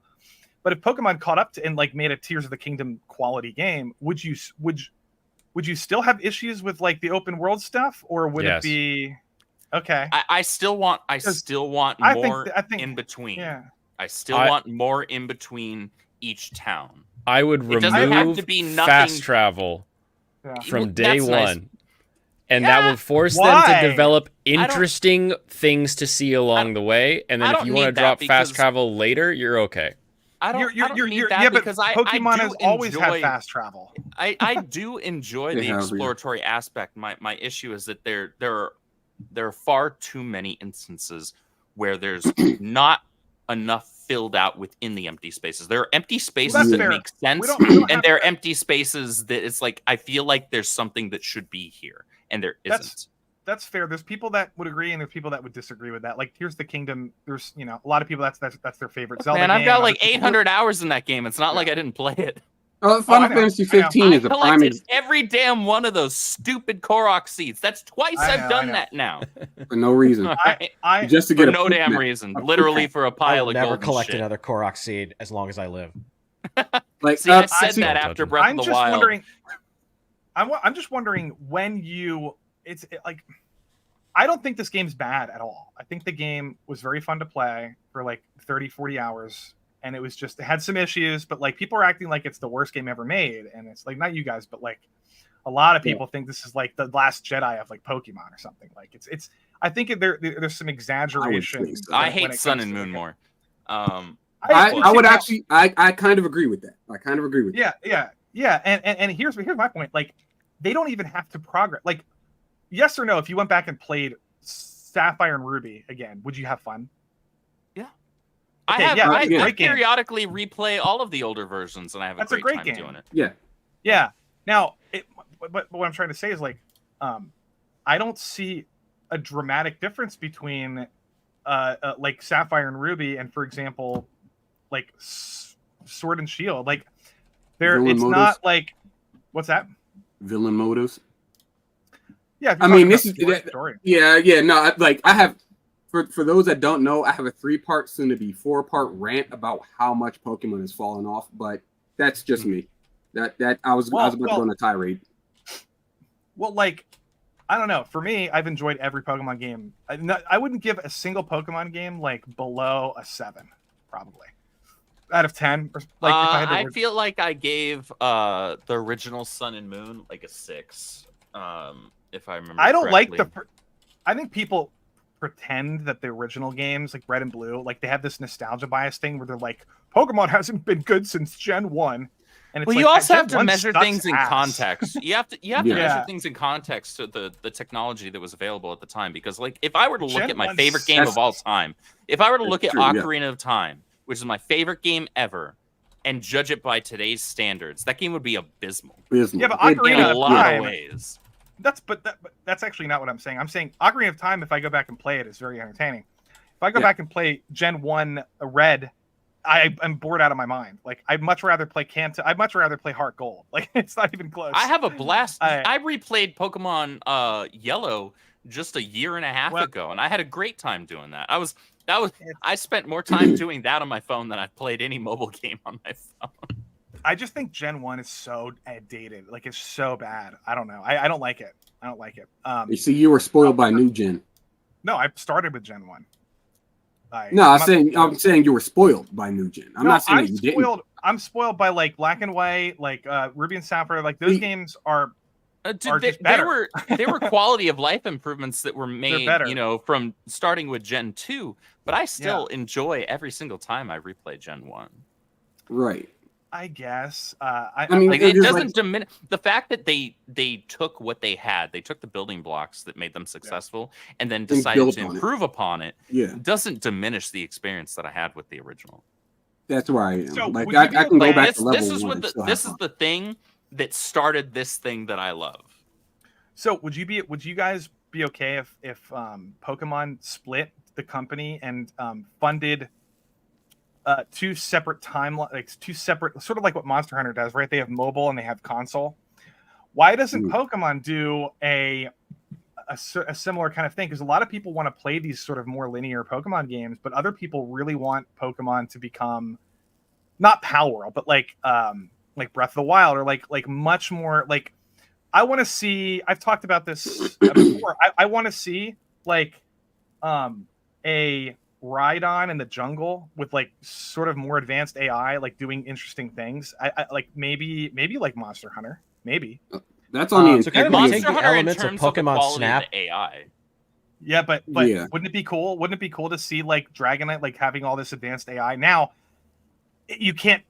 If the argument is they can't do that for 1,000 models, I'm okay with them doing things like taking Ekans, for example, and just having like one animation like sitting in a tree. Yeah. But when it comes to like Dragonite or like some of the more interesting Pokemon, give them some like more advanced AI in the open world, and make the game more immersive, and turn the make the region more like expressive, like Breath of the Wild, and I would think that would be a masterpiece. The thing is, they can do that for 1,000 models, but that falls on you. That's a hardware issue.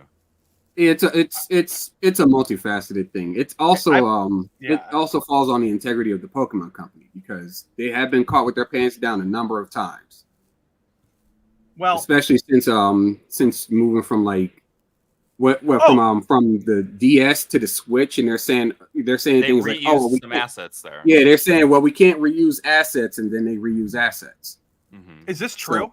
Yeah, no, they literally reused models. Yeah. No. This comment, Pokemon Snap. They did give them some good AI and new Pokemon Snap. I keep meaning to play that, and I never played it. Do it. Yeah, I never played it. I had a ton of fun at friends' houses playing the original one on the original. I keep manning to play the new one. I just played through the original one on the Switch. Nice, yeah. It should slap still. That music goes hard. It was a fun concept. It was. Go ahead. I have a question about what your thoughts are on Nintendo versus Game Freak, because if you know anything about the development of these games, they're sort of handicapped by the Pokemon Trading Card Company. Correct. And so here's like something that a lot of people don't know is like Game Freak is given like a limited window to make games, and they're sort of pumping them out, not all the time, but enough where it's becoming noticeably a problem where they can't do a Breath of the Wild because they don't have enough time to do one. Mm-hmm. Is that true? Do you agree with that, or do you think that Nintendo is more the problem than Game Freak, or do you think it's possible that Game Freak just kind of sucks at console game development? Like, is there a combination? Maybe there might be a little bit of column A and a little bit of column B. Yeah, a little bit there, but I don't think it's deniable that there's heavy influence with Nintendo requiring them to come out with X amount of games within a given period, and it needs to coincide with the release of the new TCG sets, things like that. And it's also pretty evident in terms of the quality drop, because you can look at, and honestly, I wouldn't even call Scarlet and Violet a perfect end result and a fully realized idea, but you can see how there was almost a alpha, beta, and something else that's not quite finished between Sword and Shield, Legends Arceus, and Scarlet and Violet. There were ideas that were taken from those that were like, hey, we kind of are playing around with this idea. This game right here is going to be our testing ground for it. That's what Arceus was. Scarlet and Violet is going to be my hope was Scarlet and Violet was going to be the ideas that were presented and tested in Legends Arceus and Sword and Shield fully realized to their full potential. That's not what I feel like I got. Well, if you think about what would you say this is interesting. What would you say the last Pokemon game before obviously Sword and Shield was like mega viral with its like people just shitting all over it? That was really mainly because of the whole Dexit thing. Because the exclusion of the national decks. That was where the vast majority of the controversy for Sword and Shield came from. Right, there's a lot of legitimate criticism for those games when it comes to like the quality of them in terms of just overall breadth of content until the DLC came, because the DLC enhanced those games by leaps and bounds. But the majority of people weren't talking about that really. People were focused on the national decks thing. That's what really rubbed me the wrong way.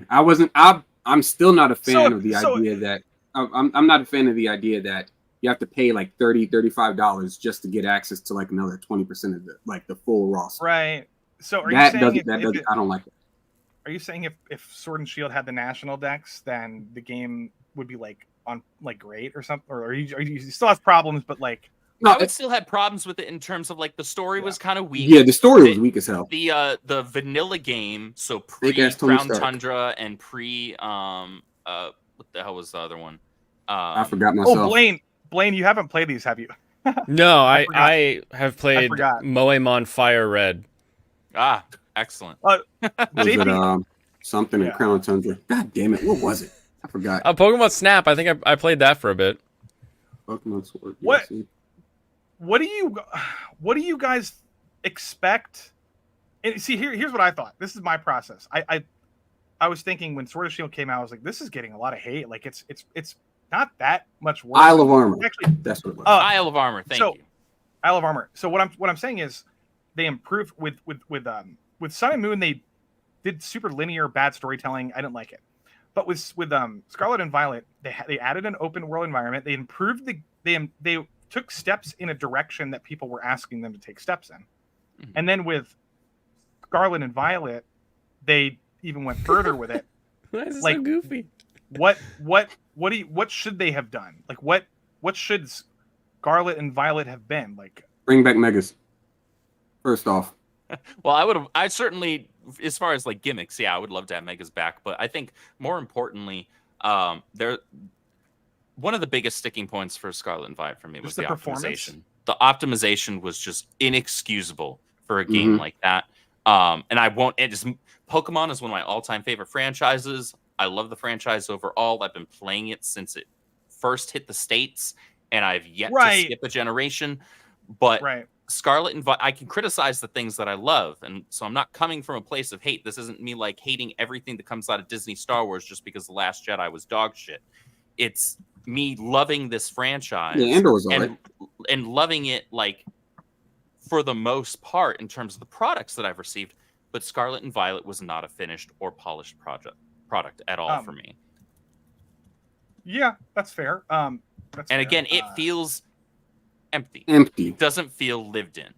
That's one of my biggest gripes as far as Scarlet and Violet goes as well. It's like almost every character. It's not like they're filling it out with side quests or something either. It's like all of the characters that sort of matter happened within the school, and then you have the gym leaders whose names you barely remember as well.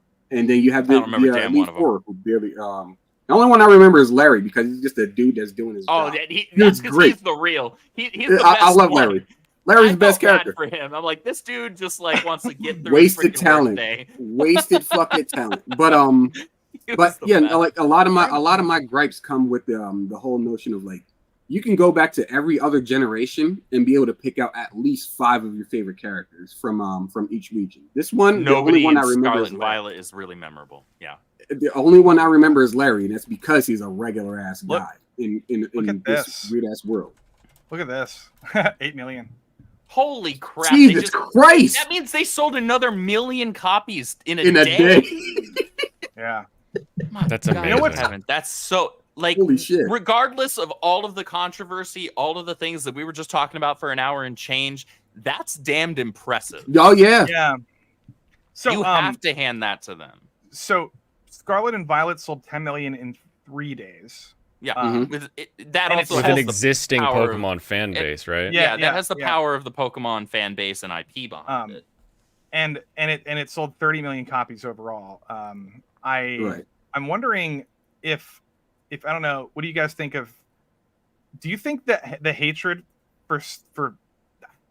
Do you guys see a lot of hatred? Like, I'm not crazy, right? Like, I see it. I see people hate. I just don't see too many people like with the other scenario we're talking about prior.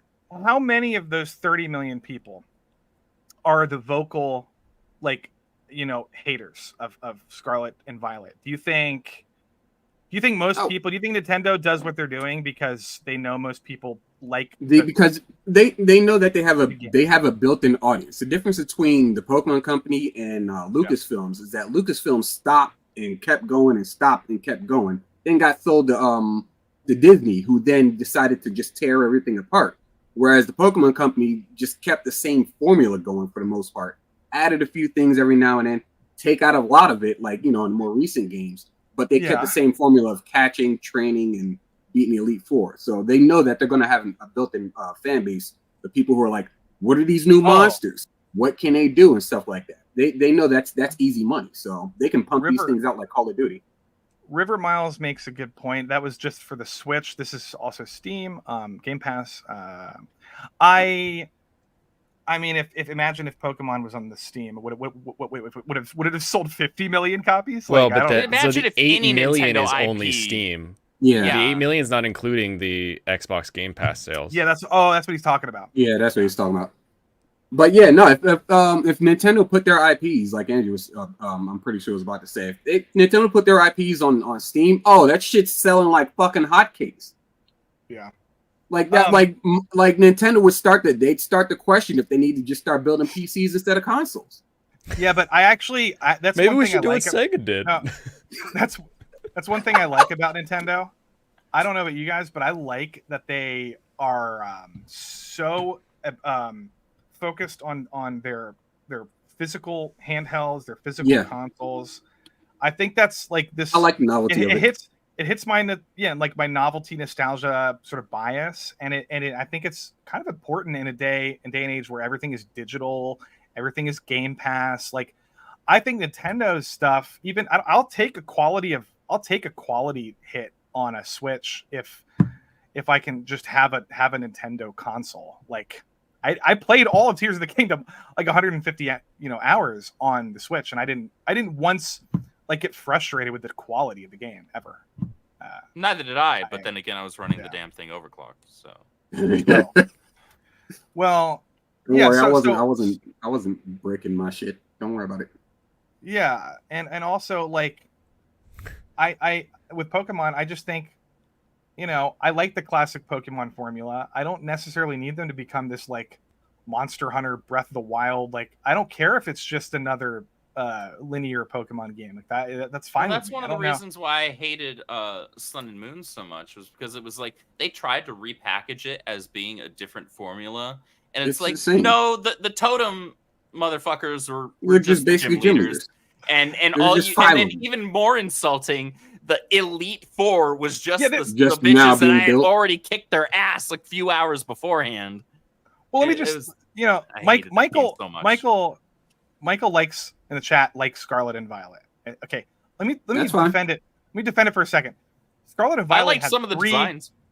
The designs were awesome. A lot of them. I love Corridon a lot. Actually, I think he's a fantastic design.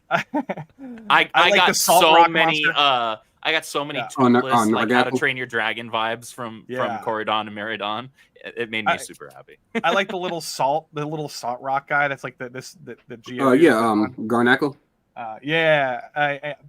But also, this game had like 3 branching storylines. Like, you could do the ancient storyline, you could do the gym battles, and then there was another branching. Like, this game actually had a lot to do, and like, you know what I mean? Like, there's a lot of content in the game. I don't know. I thought I was having fun playing it to a degree. I didn't. The only thing Sapphire, feel like there was that much content there. Yeah, well, that's what I was about to say. Like, how does Sapphire have more content though, or how does Heart Gold have? Well, based on scale. Yeah. I would say that like all the prior Pokemon games, Scarlet. All the prior Pokemon games had the same content. It's just a linear path to the Elite Four. Right. They were also just much smaller games. They were. I mean, the gameplay was similar.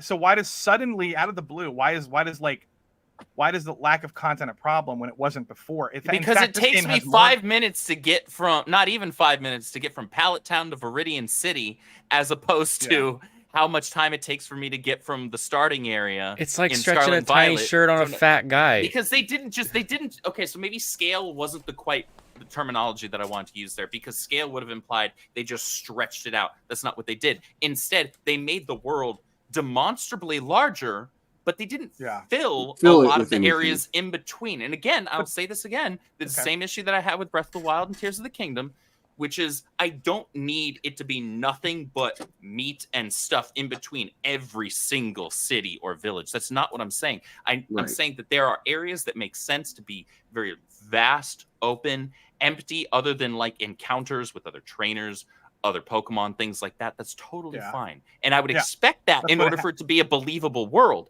However, in order for it to be a believable world, there are also inevitably going to need to be smaller locations in between the larger ones to fill it out more and flesh it out more. Because the literally world like also that has too. to come in with fun game, right? The Like there previous has to be Pokemon something games- for you to be doing and enjoying and interacting with. Otherwise, literally all I'm doing is just catching Pokemon in between, and that's fine when it takes me 45 seconds. I typed in Palworld. Oh god. When it takes me 45 seconds to get from one city to the next in Pokemon Red, that's fine. But when it takes a lot longer in a game like Sword and Shield or Scarlet and Violet, I need there to be more because that doesn't stretch out as well. See, I respect your opinion. I just don't care. When I'm playing a Pokemon game, it's all about the Pokemon and it's all about the gym battles, and that's pretty much it. That's all it's ever been about for me. And this game had that. And I understand what you're saying, but Is it more fun for you when those things are farther apart, though? Yeah, it doesn't make a difference, really. I mean, I actually so the time it takes to get from point A to point B doesn't start to drain on you. Because we have mounting in this game. Like there's only so many new Pokemon I can catch in between one town and the next before it feels that happens in every redundant. Pokemon game. Here's what there's a big difference in the amount of time that it takes to get in between one. Here's the thing that kind of changed it a lot, especially when it comes to like the gym challenge, the league challenge for me is back when you were fighting, like, you know, let's say in Gen 5, you're going through Clay's gym and you're going through like this crazy ass elevator puzzle. You're going through Drayden's puzzle and you're doing like the thing with the dragon statues, and that's fine and dandy. These new games are just basically, you know, let's do a timed event, not a timed event. What are those things called? Like a fucking Guitar Hero thing. Not a raid, but like the Guitar Hero thing when you're fighting the psychic gym leader. I can't remember her name. Don't care. Or, you know, let's find the director somewhere in the picture. It's like there's no actual challenge. It's just do mini game and then battle. Like it doesn't feel like Pokemon. You're not obligated to fight the trainers, which I'm okay with. You're not obligated to fight the trainers along routes, but you're also you're not obligated to fight the trainers in the gyms either. And that just kind of kills it for me. It doesn't feel like it's an actual challenge. Okay. Now this person says they just want the combat. That's another thing. The combat was a little bit simplified. Not simplified. It's just the game's easy. I don't know. The difficulty.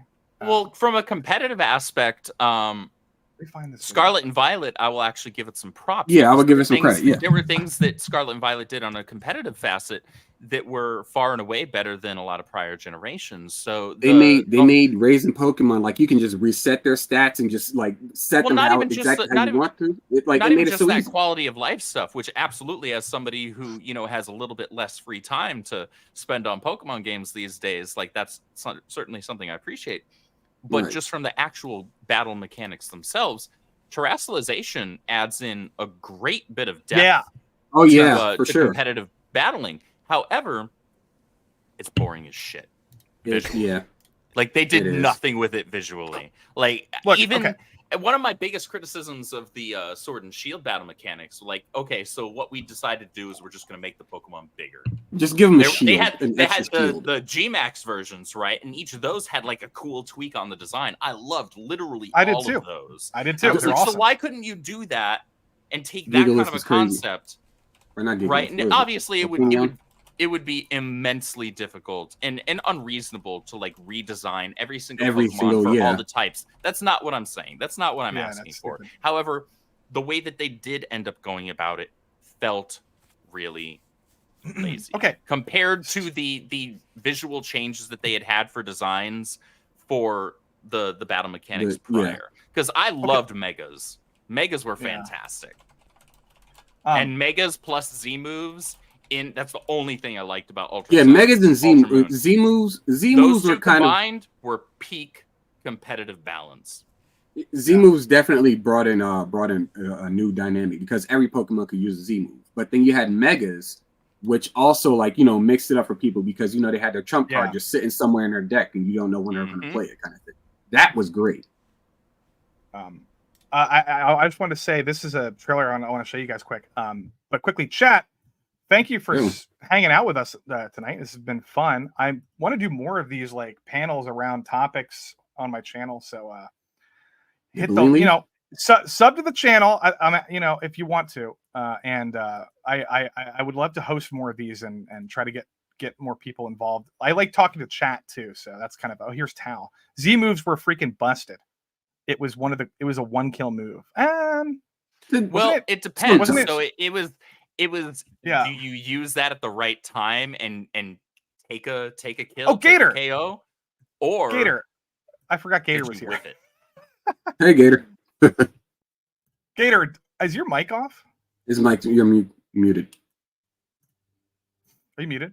Or at least there's no audio coming through. I haven't heard him. There we go. Yeah, I had it muted at the actual soundboard itself. Oh, okay. I haven't heard you in like 10 minutes. I've been talking this whole time, and I was wondering why no one was responding. Exactly. Shit. Oh no! Oh no! Okay. Gator, I'm just happy to be here. Gator, give your take on anything that you want to repeat for the chat. Our bad. That was actually my bad because I had myself muted. Well, yeah, I should have. I'm a bad host. I should have noticed. It's fine. Did you have any input that you want to disagree with on the panel, or did you? I think I like the open world stuff, but to a limit. I think I agree. I think it was Blaine who was talking about the open world aspect, that it needs more stuff in it. I would actually be okay if it wasn't like a 100% open world, but they broke it down into regions. But they managed to fill those regions with a lot more stuff to do, even if they couldn't like render 100% of absolutely everything, and you had to like go through like a transition, like sort of like they did with Ocarina was an example, where you go into like Death Mountain and it's like a transition zone or whatever. Yeah. Like if they did something like that and they filled it with more stuff to do, I think it would be perfectly fine. Gator, were you trying to say that Morrowind is the best game ever? That's what this person says. I do love Morrowind. However, best game ever. I think Skyrim and Oblivion are better than Morrowind, but that's just me. I just don't enjoy Bethesda games. This game, that's fair. This game is called does anyone know what this is? Enshrouded. I've never heard of it before tonight. Oh, okay. So it came out today, and it's essentially, it sucks for this game, unfortunately, because it's very much like Valheim and Palworld and rip. Yeah. Well, if you take a look at it, it's a survival crafting game that reminds me a little bit of like Fable or Skyrim or something. And it looks pretty freaking cool. I'm not gonna lie. That wolf looks like they just took a 3D asset of a wolf. Sorry, bro. I had to. Come on. I'm not rude. But like, I don't know. Like this might be something that I'm gonna check out because I like these kinds of games anyway. Like, but. Yeah, I see the Fable. Well, this looks like a more mature kind of survival game. But the combat looks a bit more complex too. Yeah. Also, check this out. It's voxel based, which means I don't know what the hell that means. Oh, it just means that you can blow up anything, and you'll. Okay, so it's just red faction. So like every little thing is a pixel. Literally anything. Yeah, yeah. And what the cool thing is, you can do that to your advantage. You can actually that screams. Look at this guy. Day one to me. With wingsuits. You can dig tunnels, and you can dig tunnels under bases, and then pop up into an enemy camp. So it's like, a lot more. This like dungeon might have traps in it. We should dig around it. Like a New York gym. I'm just saying, like, this game looks pretty advanced for a game that I've never, like, nobody's ever heard of. This looks like cooler Minecraft, but with Fable. Yeah, like look at this. Look at this shit. Wow. Yeah, honestly, cool. I think I just described this game perfectly, just from this brief clip that I've seen so far. In the same way that Palworld is Pokemon Legends Arceus. It wasn't black enough. Is like Pokemon Legends Arceus plus Arc. This game looks like Minecraft plus Fable. And I'm excited to try it out. I'm so addicted to Palworld, unfortunately. But it's on Steam, guys. If you want to try, my list. Interesting. I'll add it to my wish list. Keep an eye out for it. Another thing I wanted to ask you guys about was this. Have you seen this gameplay? Nope. Have you seen the Xbox Direct Avowed presentation? Never heard of it. Oh, this is. I've never heard of Xbox. This is. I think I've seen this. This is Obsidian. This is Bethesda. This is the I think New Vegas developers. I'm not, I can't remember. Is Obsidian? it New Vegas? Yeah, it's Obsidian. Oh no, Shrouded's only $27. Yeah, dude. Is this an early access game or is this just the whole bitch? I don't know. But guys, Enshrouded is out right now. It came out today. No, it came out today. It's out now, guys. And I'm telling you, I'm gonna. Yeah, I think Az said he wanted to play it. Oh, base. Well, he said he was considering playing it tomorrow. I think for his here's birthday. Avowed. Yeah. This is the guy who did that sci-fi game for what am I thinking of? Not Outer Worlds. Outer Worlds. Outer Worlds. It is Outer Worlds. But this is their Skyrim attempt, and it just came out the other day, and it's Bethesda, and it's like their big like alternative to Skyrim, basically. It's a first-person game. It's magic based, and let me get to the some of the combat here. The interesting thing, I don't know if it's cool. I don't really like it, but you can use wands like Harry Potter. What? And Wait, why don't you like the wands? because I don't know if it'll show it, but I'm the sorry. wand combat. I'm a little bit of a Potterhead. Are the wands not creative enough? Oh, couldn't tell. It's just like shooting. You might even see it here. It's just like some of this stuff is cool. They have magic. They might show the wand. And it's possible to cast magic without a wand in Harry Potter, but it's dangerous. So it's all magic based. It's set in the world of Paths of Exiles, the universe Path of Exile. Oh, okay. Kind of in the same way that Baldur's Gate is set within. Yeah, D&D. Is it Path of Exile or is it the other chat? The Forgotten Realms. It's Forgot. No. Baldur's Gate is set within Forgotten Realms. Yeah. What's that other D&D game? Not Path of Exile. What's that? You other talking about Pathfinder? No. Shit. Well, that's the other big one. That's the 3. I mean, Pathfinder is the biggest D&D alternative. Neverwinter? Neverwinter's one, yeah. No. Oh, fuck. No. I'll figure it out. Hold on. Dark Alliance? That's Baldur's Gate, though. No, I was naming D&D games that have... It's Pillars of Eternity. Fuck. Okay. Oh, that shit. Oh, okay. I got you. Yeah. So this is set in the Pillars of Eternity universe, this game. Interesting. Avowed. It's not Path of Glory or whatever. Path of Empire. Paths of... What did I say? So Path of Exile. You said Path of Exile. Path of Exile. Yeah. So we can expect to hear Matt Mercer in this. Maybe, but like... I don't know. What do you guys think? Like, let me see if I can find gameplay. But like, I'm just like, there's some fun games coming out this year that is not Dragon's Dogma 2, because like that's obviously. Get the fuck! No, that's the game I'm waiting on. I know, but I'm saying I'm more looking forward to Starblade personally, but I'm just saying Dragon's Dogma is like the clear most anticipated game besides Final Fantasy Rebirth. But like, these are some games that people might not know about coming out.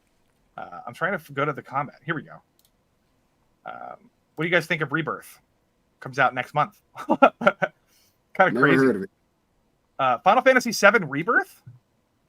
Oh, okay. I thought you were talking about it. I am unfortunately going to have to wait because I don't have a PS5. PS5 only. Yeah, I have to wait for it to come out on Steam.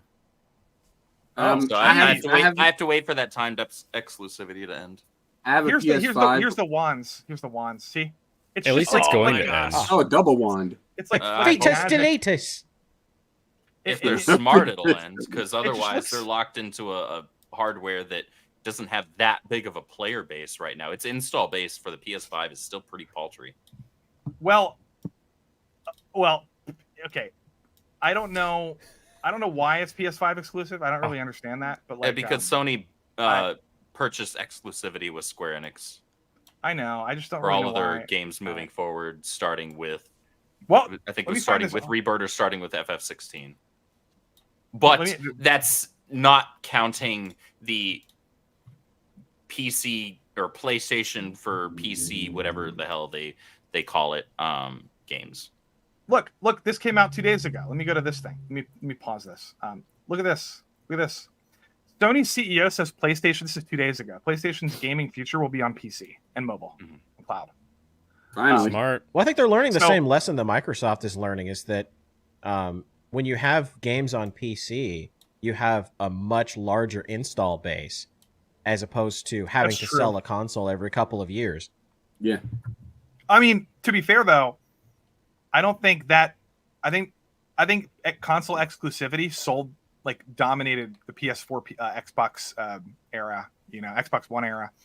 It was because of the console, wasn't it? What Xbox had nothing, and then Sony had Naughty Dog, they had Gorilla, they had all these exclusive games, God of War, Santa Monica, and I feel like that's why so many people got the PS4, and God of War was crushing it for their first game and the second one, and then Naughty Dog and Gorilla, Horizon, it was a good for a while Sony was benefiting from exclusivity, I think. Yeah, they did. But greatly, they're at the point where changed. it's actually, exactly. That's where I was going. I don't think it's as beneficial as it was a generation ago. Yeah. Hi, Spooky. What's up, Spooky? Spooky in the chat. Because now in the PS5 and Xbox Series X or S generation, exclusivity isn't as big of a deal because most of it ends up on PC anyway. Right. I see. Most of the ones that the vast majority of players actually want to play. Yeah, the controller. People like the controller. Somebody, River likes the controller. Sketch likes the controller. I still use my PlayStation 4 controller on PC, and sometimes I use either my my Scuff Vantage 2 or my Astra C40. Those are what I tend to use. I'm with one of these two for the most part. Sheep, if you gotta go, let me know. You got a stream coming up. Yeah, I also gotta eat too. I haven't eaten since yesterday. So yeah, dude. Shout out to Midweek Hunt that starts in 30 minutes. And that's every Wednesday. Shout out to Sheep and Alpha Core and whatever all your stuff you're working on. And your manga. You got your manga little project going on. That's coming along nicely. The first chapter is almost done, so that'll be out for people to read soon. Oh, exciting! Nice. Right on. So yeah, dude. Well, thanks for joining. That was fun. Absolutely. We should do more panel streams talking about video games, just being nerds and stuff. I'm fine with that. I enjoy being nerds far more than I enjoy yelling at people. Every day. I know. Blaine streams every day of the week. I have no problem. I have no problem arguing with people about what console is the better console. That shit's always fun and goofy. I like geek arguments. No, that's exactly that shit's fun. I don't like dumb shit arguments. Let's argue let's argue specs and shit as opposed to arguing other dumb shit. But I'm gonna go ahead and get out of here. Later, brother. I guess we're making steak or whatever. Thanks. Either way, steak. That shit better be bleeding or not eating. Pineapple and steak. This is Marauder we're talking about. We live in Montana. Of course, it's bleeding. Okay, that's all I needed to hear, man. That's all I needed to hear. Say hi to her for me. Will do. Have a good one. Yeah. Bye. See you, buddy. Thanks. See you. Yeah. I'm excited for whatever this means. I don't know what this means, but that means that they're at the very least entertaining the idea or have already decided on the idea of all of their first party stuff or all the stuff that it's exclusive to their console, whether it's first party or not, is also going to end up on PC because they recognize that's going to double or triple their install base. Well, and hopefully they don't just do another remote play. If they take all the resources for remote play and just be like, hey, what if we just actually had games on PC? Then we're cooking. Yeah. Yeah. I guess. You guess remote play was the laggiest thing I've ever seen. Kind of. I think the PlayStation 5 generation's kind of a shot at this point because the people that have gotten it, and then there's people like me who there's no way you're going to be able to convince me to buy a PlayStation 5 at this point because I'm the PlayStation 6 is probably 2 or 3 years away at this point. Well, there's nothing on that system that justifies the expenditure. Gran Turismo 7 and PSVR 2. You've got some cool titles, sure, and if I had the console, I would play them, but I'm not going to buy the console to play them. They just don't have that draw this generation for any of them. That's Microsoft or Sony, and up until now, I have had both. I had it's PS2 hard and to get Xbox good VR racing though. So for my niche, it's perfect. I don't like VR. It would depend if VR car racing, very specific. Okay. No, I played what was it, Gran Turismo? Was it Sport? Sport with the VR on PS4. Mm-hmm. When I had that, abomination. I used to be a GameStop store manager, and I got a free PSVR. I was like, all right, I don't have much interest in this, but I'll give it a shot. Why the hell not? And it had my car in it, so I was able to drive my car on tracks that I'll never see in real life. So that was kind of nifty, but like otherwise, it just kind of bugged my eyes after half an hour, and I was just like, yeah. Like I would rather spend my time gaming in something that I just flat out. Oh, Gator's muted again. World. PSVR 2 with the eye tracking, with the way that it does the blur, it's night and day. Like it's like you have a new PC and you go back and play an N64 game as far as the way that it feels. Because the thing for me is like I've done Sims rigs and stuff for like my whole life, and now having it in VR, I feel the deceleration without having to have like a kicker and a whole hydraulic setup. I'm sorry. But I get it, right? Like if you're the person who's like, do I spend 10 grand on a sim rig or do I spend $1,000 on PSVR 2 and a PS5 setup? It's a pretty easy choice. But if you're not that guy, then of course, do anything else. I will buy a PS5 to play Final Fantasy VII Rebirth. I already have one, but like, I'm playing this game day one. I don't care what I have to do to play it. Look, it's a game that I legitimately want to play. I love Final Fantasy VII, though I think it's called the best Final Fantasy by fanboys strictly because it's not the best Final Fantasy. But I do love it, and I loved the remake, even though I have issues with the story. I think mechanically and just as a game, I absolutely love it. I'm actually currently in the process of doing a 100% hard mode playthrough. Nice. But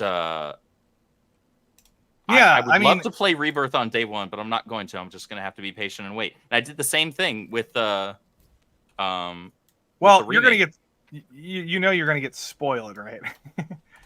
I've accepted my fate. I accepted your fate.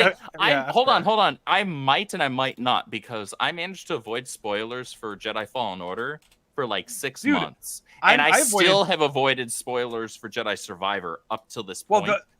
I don't know about that. Those games don't scream like people are going to spam that all over the internet. I know they're going to do that with whatever happens to Aerith in Rebirth, and I know they've done it with Attack on Titan, but somehow I avoided. Well, she's going to die, or they did it wrong. That's basically it. Okay, there's only one or two ways that can go. Honestly, the more shocking thing would be for them to have her die again. Most people don't expect it. That's what I'm saying. If she does die again, it would be a little bit interesting, but people are going to complain either way, right? It's like if she doesn't die, I'm not going to. That's one of the most important moments in gaming history. Yeah, but we've already experienced it. Number one, and number two, this is apparently a different universe, like a different. Do you think you would be lazy if they did it again? No, that's what people would say. I'm asking Lofti. I don't know how. It depends how they. He hates laziness, so. It depends it depends how they write it, man. It just this story honored the other one. Why? That's lazy. They just use. I do hate lazy. I hate lazy storytelling. I hate lazy designs. I hate lazy. Why didn't they take a chance on something different? Why does Spider-Man have web powers? Why can't he shoot electricity instead? Oh wait, some of them can do that. Yeah, I don't know. I just I don't know. No, when it comes to monster designs, I think I take extra. I think it's less. There's less of an excuse to be lazy, because you can have like your own unique monster universe, and it would be cool. But instead, they copy, and it's just when it comes to monster collecting games, I want all of the games that I played to have unique monsters. That's why Digimon is cool, and Pokemon is cool. They're different. They're different. That is true. They gave them Pokemon pants. Yokai Watch manages to do it, and it's not like. Pokemon fanboys Which are is funny because Yokai Watch is so derivative. Yeah, but it's the same. But it's from Yokai, not. But that's evidence. Else. That's evidence of why this game is a problem, because Pokemon fans didn't give a fuck about Yokai Watch.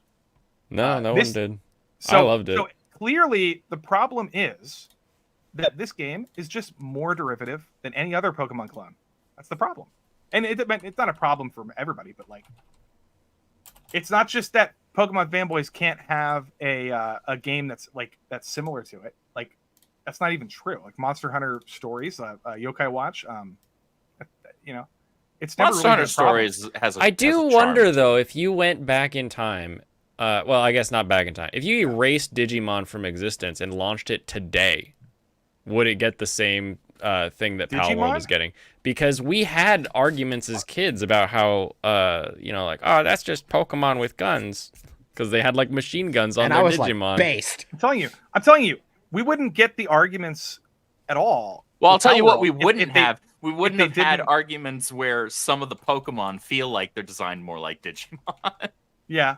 But no, I'm saying with Palworld, there wouldn't be Digimon, there wouldn't be this controversy. There wouldn't be a million articles written about it if it wasn't for like the 10 or so design monsters that are blatantly ripped off from Pokemon and like essentially stolen. If they didn't do that, there wouldn't be a problem because there's like a bunch of Pokemon pals in this game that are unique. There's a bunch. I like Daydream. I think it's cool. I think it's pretty unique. I think I like the way they spelled it. I like Thwack the duck. I like I don't really want to see a lot of these Pokemon pals. I like experiencing it for the first time in the game, but sadly this discourse like spoiled everything. But yeah, I don't know. I'm still gonna be playing Palworld. Bottom line. Bottom line is I tried to get to that big ass tree that's off in the distance. It's walled off. That's unfinished content. Oh. You can't wait for the update this summer. You cannot get to Yggdrasil. That's just what I'm going to call it. It's the world tree. Elden Ring. The Elder Tree. Look, I've disagreed with people about AI. I've debated Shadversity about it. Erd Tree. Yeah. I can have issues with something and also like enjoy it at the same time. Like I don't know, it's just I use AI. Like I've used, like, I'll show you. I have other stuff too. It's pretty cool. We saw your AI art. It was beautiful. Well, that's just my Pokemon. That's just my put Pokemon. It on the fridge next to your macaroni. I wish I was better at using Midjourney. Midjourney, yeah. Well, wait. What do you mean better? Like you're. Like every time I try to design something in Midjourney, like I've looked like a million guides and it never comes out right, and I'm just like, dang it. Oh. Maybe you're trying to be too specific. I don't know. Made this in AI. I'm spoiled by the Bing AI thing, I think. Oh yeah. Do you remember this poster from Marvel? I made this. This is my version, but I made a better version because they had a shitty. I was going to say yours looks way better. They're both shitty versions, and that's not disrespect to you. I just don't like cats. I know, but like theirs was like photoshopped badly, and like. But I still love them. I'm a dog person. I love dogs too. I made this pixel art in AI. I made Pippa. I tried to make Pippa. I was about to say that distinctly gave a Pippa vibe to me. It's like she's like a white mage Pippa or something. It's like you found Pippa in that hole from Made in Abyss. Yeah, God, I love that show, man. That show is dark as fuck. I love it. I love that show, man. The music is phenomenal. I think Kevin Pankin should be doing music. If Joe Hisaishi dies, I think Kevin Pankin should take up the Miyazaki mantle or the Ghibli mantle. Kevin the Pankin. Music in Ghibli movies is so good. Yeah, dude. It really is. Oh, my chat says you've got a GTFO, Andrew, because you don't like cats. Oh, fuck. Tell him to leave. Suck my ass. I don't care. Too clean to be Pippa. Your boobs aren't big enough. There's not enough mold. To tell you. It's going to be. Oh wait, here. It's going to be the journos that will complain about Aerith dying, and they'll state that it's misogyny. Oh God. Oh God. They're honest. I can't believe that they fridged Aerith again. I don't want to actually entertain that as a reality, but the fact of the matter is, it's current year, and so there is a very distinct possibility that that's a reality. Hey, Jeremy. We'll see that out of like trash websites like the Mary Sue and Polygon, probably Kotaku. Yeah. People. Well, right now, websites that aren't worth your click. Right now, they're panicking over Barbie, which is fucking hilarious. Have you paid attention to any of that shit? Yeah, I talked about it on the High Council last night a little bit. Here's what's funny. Barbie was nominated for like 6 Academy Awards, and it was nominated for Best Picture and Best Adapted Screenplay, which is written by a woman. And there's these people panicking about the patriarchy because it wasn't nominated for Best Actress, even though America Ferrera was nominated for Supporting Actress. Yeah.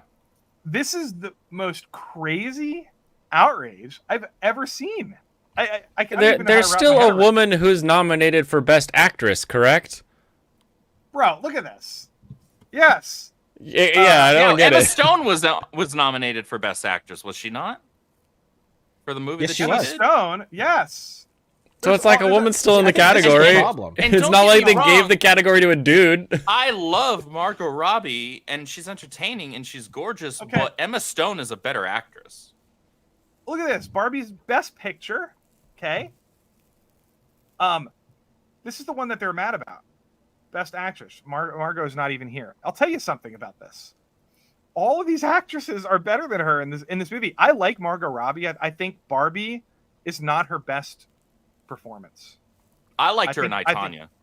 I think I, Tonya was better. I think Wolf of Wall Street. Well, it's sort of. I think the way that Barbie was formatted, it did a disservice to her like acting chops because she's playing a doll. It's a comedy, and comedies typically are regarded much less than serious dramas. Here's the problem, though. Ryan Gosling was nominated for Barbie.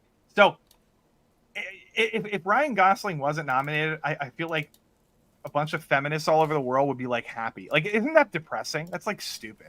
That's like sad. they're rooting for him. They got really mad. For him not to be nominated. The most ridiculous thing about this is that they're acting like he stole the award from Greta Gerwig and Margot Robbie. It's like, bro, he won Best Supporting Actor. Margot Robbie and Greta Gerwig would qualify for neither of those from that movie. Right, and he was just nominated. He didn't even win. Like, Downey Jr. is going to win. But, like, I don't know. And then America Ferrera was in Barbie, and she was nominated for Best Supporting Actress. So... Yeah, like that's so bad. That's a award that they would just flat out not be qualified to get nominated for. So yeah. That's like you're a I don't know, a race car driver complaining that you didn't win a speedboating race or something like that. It's dude, like, Margot Robbie should come out and say that all of these actresses did a better job than her. She would win points for me if she said that, because the whole point of the category, the Oscars, the point of the Oscars should be to nominate the best performance, not have optics about feminism. That's not the point of the Oscars. Agreed. And it is political very often. I think Barbie was nominated politically. It shouldn't be nominated for Best Picture. It was a good movie. It wasn't the best. No, it's not even in my top 20 of the year. Like, it's an okay movie, but it's not up there for me. Like, The Boy and the Heron is so much better than Barbie. It's not even close. But then, like, I'd put up anything from Miyazaki against anything from Hollywood for like the last 35 years. It blows my mind that Miyazaki's he won Best Animated Movie for Spirited Away. He's probably going to win it again, which isn't even my favorite Miyazaki film, but it's phenomenal. Yeah, but like this is another one, by the way. Best Director, no Greta Gerwig. Oh, shocking. But then if you look at this stuff, like, obviously Nolan's going to be there. Obviously Martin Scorsese is going to be there. Scorsese, of course. Yeah, and then Yorgos Lanthimos is like a master director. Like, Poor Things is insane. I mean, you might not like the concept of the movie, but as a directing work of art, it's like unheard of. And then I haven't seen this yet, but Jonathan Glazer is really, really good, and he did Under the Skin. This is about the Holocaust. Apparently, it's really good. And then Anatomy of a Fall is my third favorite movie of the year, and this is a female. This is a woman. So we have a woman director nominated, which is awesome. Good for her. And I think she deserves it. This is a fucking crazy movie. This is a really good murder mystery courtroom thriller, and it's amazing. Anatomy of a Fall. She should be nominated. The movie is insane, but like, Greta Gerwig I don't know. Like, try again. It's kind of like, who would you remove from this list to insert Greta Gerwig is the question. None of them. That's my point. Even, you know who was couldn't. snubbed? Oh, fuck. I can't remember. I have a bunch of... there's, like, David Fincher was snubbed. Like, I like The Killer a lot. I know some people don't like it, but, like, Maestro. Bradley Cooper was snubbed for Best Director for Maestro. Greta Lee was snubbed for Past Lives. Like, look at this. Here, I'll show. This is a female director, Celine Song. I'm sorry. She was nominated for a Golden Globe. She was snubbed. She's a female director. Here's Bradley Cooper. He was supposed to. I'm shocked he wasn't nominated. This is a fantastic movie. Bradley Cooper is an incredible actor when not put in comedy roles. I mean, he's funny in comedy. He's amazing. But when he is in something more serious, he's fantastic. He has fantastic acting range. I agree. Here's another great movie, Society of the Snow. It's based on a true story. J.A. Bayona. This guy directed The Orphanage. If you like that horror movie, it's a really good horror movie. He directed The Impossible. He directed A Monster Calls, I think. Anyway, he wasn't nominated. If we're just talking movies and nominations, I think I'm out of my depth here. So. Oh no. Well, I'm actually kind of wrapping up it, but I'll bounce. Well, Blaine, you go on your stream and hang out with your chat, and I'm there. Go play some Palworld. I will. We got our top 10 waifu lists of the weekly rankings. So we'll take a look at what anime is doing well this season, and then also tier list them up, because that's what we do with women in the Escape Corner. So it was good to meet you all. Good to talk with you. As well, man. It's good to meet you too. I can't wait to see how many elves are in your list, because it is elf year. It is elf year for sure. Only one's worth anything though, so we'll see. Elf year and hope you mean Freerin. Blaine's Isekai no you. Blaine's YouTube channel's in the description, by the way. Awesome. All right, everybody. Have a wonderful rest of your day, and you too, enjoy the rest of your stream. You too, man. You too, buddy. Have a good night. Have a good night. Anyway, yeah, I just thought that was dumb controversy. I wanted to bring it up. But I agree. It's incredibly dumb controversy. It's amazing. It's embarrassing. Well, they got furious because I'm Just Ken won the won best song at what was that, over Billie Eilish. Oh, good. Yeah, it beat the Billie funniest Eilish. thing ever was people didn't even remember that was a Billie Eilish song. I know. They're like, it's not even memorable. Billie Eilish it's not a memorable song? It's not. It's not a memorable song. That's so stupid. But is there anything you guys wanted to bring up about Palworld that didn't get mentioned? There's a lot of, I don't know. What do you like? Anything you guys wanted to bring up? Freerin is a good anime. I like it. I haven't seen that yet. But I love then again, Freerin. I have a backlist of anime probably about the circumference of the earth. So I can't imagine this game is going to have hardcore legs. I think everyone's playing it now for the gimmick. I don't know. It's gonna have a fan base for sure, 100%. I feel like it's something that's going to be like a gateway drug. I think it's going to be one of those things where you're going to have some people that are maybe on the younger or more casual side. They're going to look at this and be like, oh, maybe I'm going to dive into Minecraft, or maybe I am going to play some of the Pokemon games. Or you're going to have people on the more hardcore side. They're going to be like, yeah, maybe I'll try out Ark. Maybe I'll try out this new Enshrouded game. And so I think there's a good purpose that it can serve there as being that kind of gateway drug in between game that could lead people into other things that they end up loving. By the way, I'm downloading Enshrouded now. I didn't realize it was only like $27. I might honestly do that. And just check it out. Why I think I'm going to go ahead and grab it too. Here's why. I'm playing multiplayer with Palworld on a server with my brother, and when he's like doing something, I want to play Palworld so I have to start my own server, and now I'm playing like I should be level like 40, but I'm only level 20 because I'm playing two different like games basically, and I might just switch over to Enshrouded for solo. I don't know. But are you guys doing the same thing, or are you just playing by yourself? I'm playing by myself. I have two separate files that I've been going back and forth between. One that's just kind of a dick around file, and the other one that's like, all right, I'm going to like hardcore explore and see where everything's at. That way, when I play with, some of my friends, or maybe, I decide to join up with some people who are friends but like newer to the game or whatever, like I can help kind of like lead them along. I like doing that kind of shit in games, like being the kind of a guide, right? So that maybe they're not struggling nearly as much, and lighten the load a little bit for them. So that's why I'm doing that. But I'm having a ton of fun with the game. It's one of the reasons why I still play Pokemon to this day. It's one of the reasons why I still play Monster Hunter World to this day. Because I'll jump in, like all last week and the week prior, I was like jumping into just random lobbies and like seeing, all right, who's thrown up SOS signals? Like, all right, I'll jump into there and see if you need a hand. And if it looks like you've got it, like I'll just kind of hang back and let you just kind of work your way through it and learn, right? But if it looks like you're struggling, all right, I'll lend you a hand here and help you get through it and help you kind of learn and get your way through. I like that.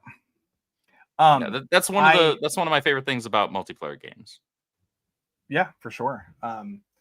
And on that note, I guess we'll wrap up. Now, every Wednesday I have a stream. So it's 8 p.m. on Wednesdays. That's pretty much all I'm doing at the moment, is just, and then I'll pop into other people's stuff. I am going to be doing, when Final Fantasy comes out, I'm going to be doing a whole like panel discussion about it. Oh, you're going to do a panel. I don't know if I should do. I want to talk about. You should do a panel discussion of Final Fantasy VII as a whole before the game actually launches, and get people's thoughts on like the alterations that they've made to the story with the remake so far, and maybe people's thoughts on like how maybe Advent Children fits into that and all these things. I think there would be, and maybe get into some speculation on what they might do with Rebirth. I think that could be like expectations about all like the world, about the characters, about like the combat and all that stuff. We'll see what I'll probably do that actually. And then I'm doing an Oscar stream for sure. I'm actually doing a top 10. I'm going to do a stream. People like the tier lists. So I do, I'm going to do my top 10, my top movies of the year. I'm going to rank them and the worst, best and the worst. And then I haven't watched many movies this year. Certainly not many good ones. I watched quite a bit, and then we'll talk about all those. And then I think the only two I've seen are Oppenheimer and Barbie. I haven't seen either of those yet. I saw Godzilla -1. I saw Ballad of Songbirds and Snakes. I saw Aquaman. What else did I see? I saw Mission Impossible, which was probably still my favorite movie of the year. But that's also my favorite movie franchise, so I'm a little biased. You watch Indiana Jones or no? No, there are 3 Indiana Jones movies for me. Okay. Yeah, I just couldn't bring myself to do that to myself. I'm not even a big enough Indiana Jones fans to get excited about the prospect of new ones. Like, even if it wasn't Disney doing them, like I enjoyed the first 3 growing up, and Last Crusade is definitely a movie that I adore. Raiders of the Lost Ark as well, but like I'm not like super gung ho Indiana Jones to where like I'm gonna get excited or immensely disappointed based on a new one. So I'm not. Did you guys watch Rebel Moon or no? Rebel Moon. I haven't yet. I was thinking about it. I do want to watch it to give it a chance, but look, I watched the Snyder cut, and that was 4 hours of having a pineapple kicked up my ass backwards. I'm good on Zack Snyder films. The Snyder cut is so much better than this. I don't even like the Snyder cut. I don't even like Zack Snyder, but I enjoy the other one better. Rebel Moon? It's over faster. No. The other cut of Justice League. Yeah. It's still a bad movie. But I enjoy it more because it's over faster and it at least has more Superman in it, even if it's only 15 seconds. I just Rebel Moon is terrible. I did a whole thing about it. It's just there's nothing value in the movie that you haven't seen in other movies. It's just so bad. Now, speaking of talking about like derivative copy and pasted like ideas, that is the pinnacle. Rebel Moon is the worst example I can think of when it comes to zero originality, zero effort. And for some reason, people, I don't know. What's the difference between that and Be careful with your wording. Why? What did I say? Well, you said people, and I was like, well, it's actually only a very specific set of people that. No, what I'm saying is most people don't like Rebel Moon. Like people in general, like don't like Rebel Moon. No, general audiences don't care about it. Most moviegoers don't care about it. Yeah. Yeah. Why do you think that Rebel Moon doesn't get away with like lack of creativity, but Palworld does? Is it just because video games are different than movies? I guess there's the entertainment aspect, like the fun aspect of it. Both are general audience normie entertainment mediums. Like they're both very accessible entertainment mediums. Right, but Palworld is way more successful than Rebel Moon. It has like pretty positive scores too. That's because despite if we want to go with your argument, the lack of creativity with the character designs, the lack of originality, let's just go full throttle. Lack of originality top to bottom with the game, because like I said before at the top of the stream, and I said this at the top of the stream. Yeah. That it doesn't do anything original. It's literally just taking things that other games have done successfully and repackages them, tweaks it a little bit visually, and says, here, this is an amalgamation of other things that did well, right? Oh, wait, we got to cover this before we go. Hold on. Apparently, Pokemon has issued some kind of statement. Uh-oh. What? Is this breaking news right now? Hold on. I wanted to bring this up. Hold on a minute. I have another quote from the Palworld developer I wanted to read. What are you saying, Gator? Here, I put it in the side chat. Oh, my screen, my computer's lagging because I'm downloading. Oh yeah, I noticed your model started stuttering a little bit. I'll read it here. Hold on, I can click on it and share if you need me. I got it. It's called Benji Pokemon Company. Here it is. I don't know. I take this with a grain of salt. I don't know what this person is talking about.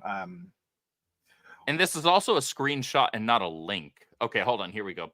There is a link there too. Yeah. Okay. I'll go to the link. Here's the actual link. Oh fuck. Okay. You got it? I know, it's all Japanese. No, it's not. Scroll down a little bit. If you scroll down, there's English at the bottom. It's English. Yeah, it's English. Can you read this? We have received. Wait. Sorry. There it is. We have received many inquiries regarding another company's release. We have not granted any permission for the use of Pokemon and intellectual property or assets in the game. We intend to investigate and take appropriate measures to address any acts that infringe on intellectual property rights. We will continue to cherish and nurture each and every Pokemon and its world, and work to bring the world together through Pokemon in the future. Oh, fuck. Okay. I know a lot of people are going to read into that they think that Nintendo's going to sue. But I think they could. Hold on a minute. It kind of sounds to me like they're like, yeah, okay, we'll take a look at it. And that if there's anything like just in there, an acknowledgement than anything. Yeah, like they're gonna look at it, and if something is just so blatantly obvious, like there's like a hidden Pikachu in the files or something, then they'll do something. We intend to investigate is a little dicey language, and take appropriate measures. Well, I mean, you might be right, but like if they do investigate, and if like, I don't know. If it turns out that like they took Pokemon assets and used them to a point where they can prove that they did somehow. I'm not a 3D modeler. I should have somebody on that knows what they're talking about. But I don't know. I mean, it sucks for this company that made the game, but they should have thought about that before they did that. Obviously. Yeah. And like one of the previous guys said, I don't think they straight up like went, we're going to go get Pokemon assets from the game and then import them into this game and tweak them. I think what happened is that people had models listed available on stores that was like, yeah, exactly. Hey, this is like a monster that looks like a wolf. Yeah, that's what I'm saying. Oh, are you talking about Pokemon models or just generic models? I'm saying like generic model. Like I think there were generic models that were like inspired by Pokemon that were up on the store, and then the Palworld people like got them and tweaked them a little bit.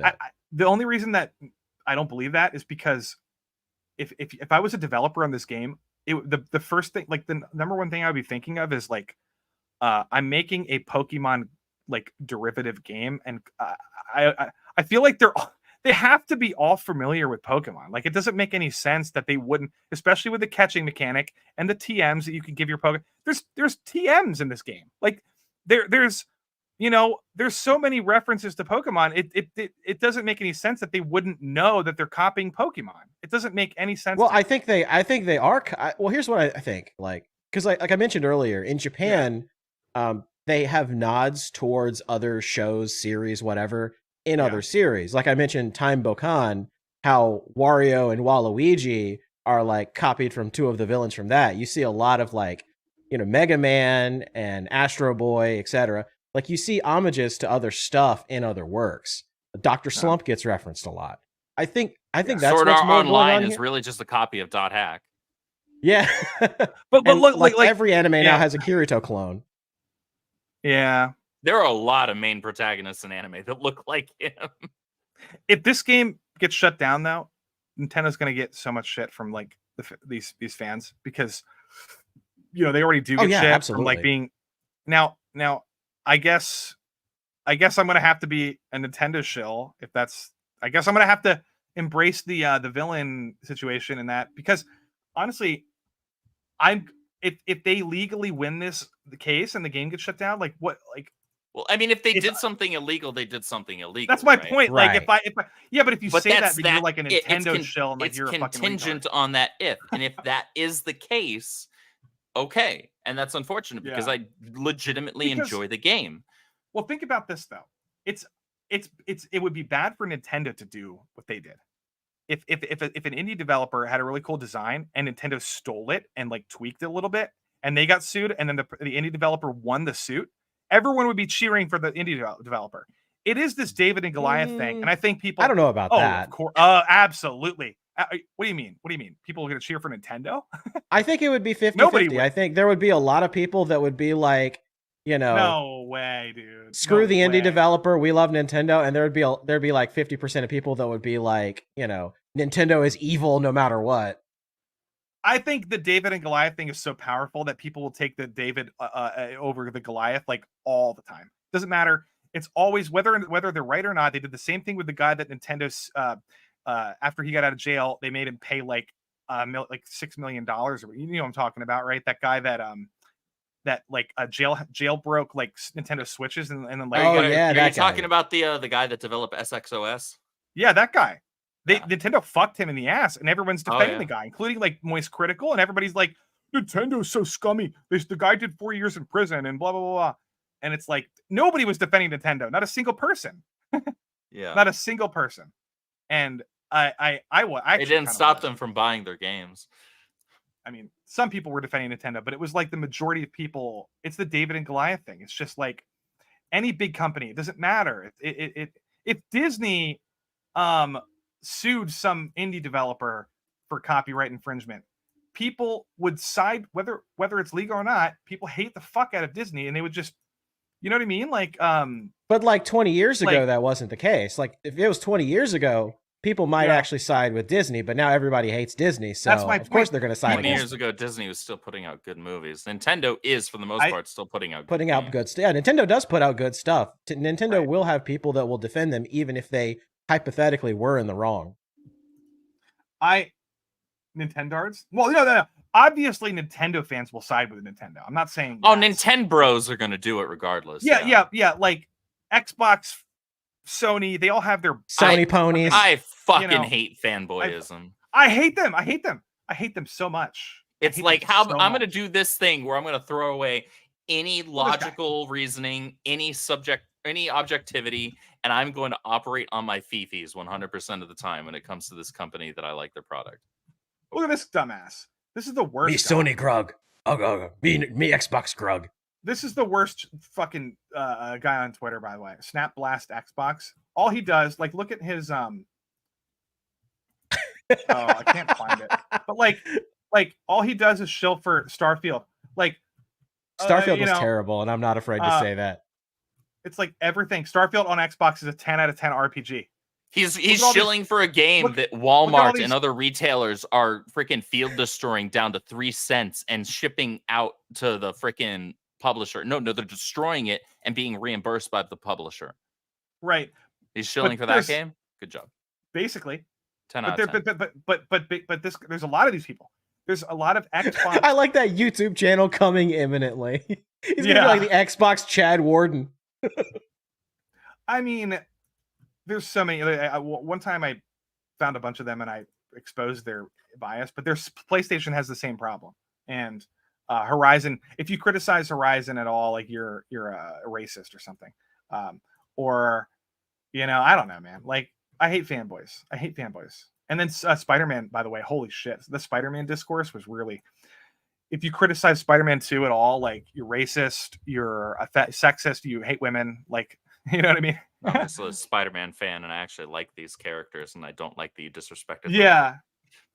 Well. Oh. This is the other thing I was going to bring up. Wait, is it this one? It was the statement from. Let me look this up. Palworld.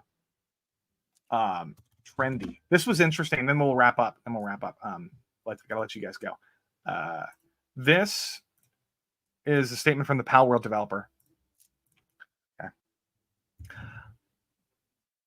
All right.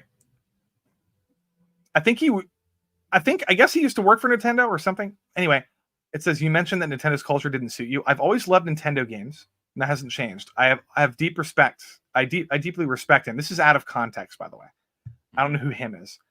However, when it comes to making poor translation.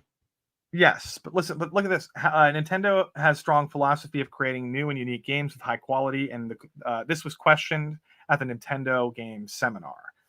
On the other hand, I have a deep-rooted desire for my work to be enjoyed by as many people as possible.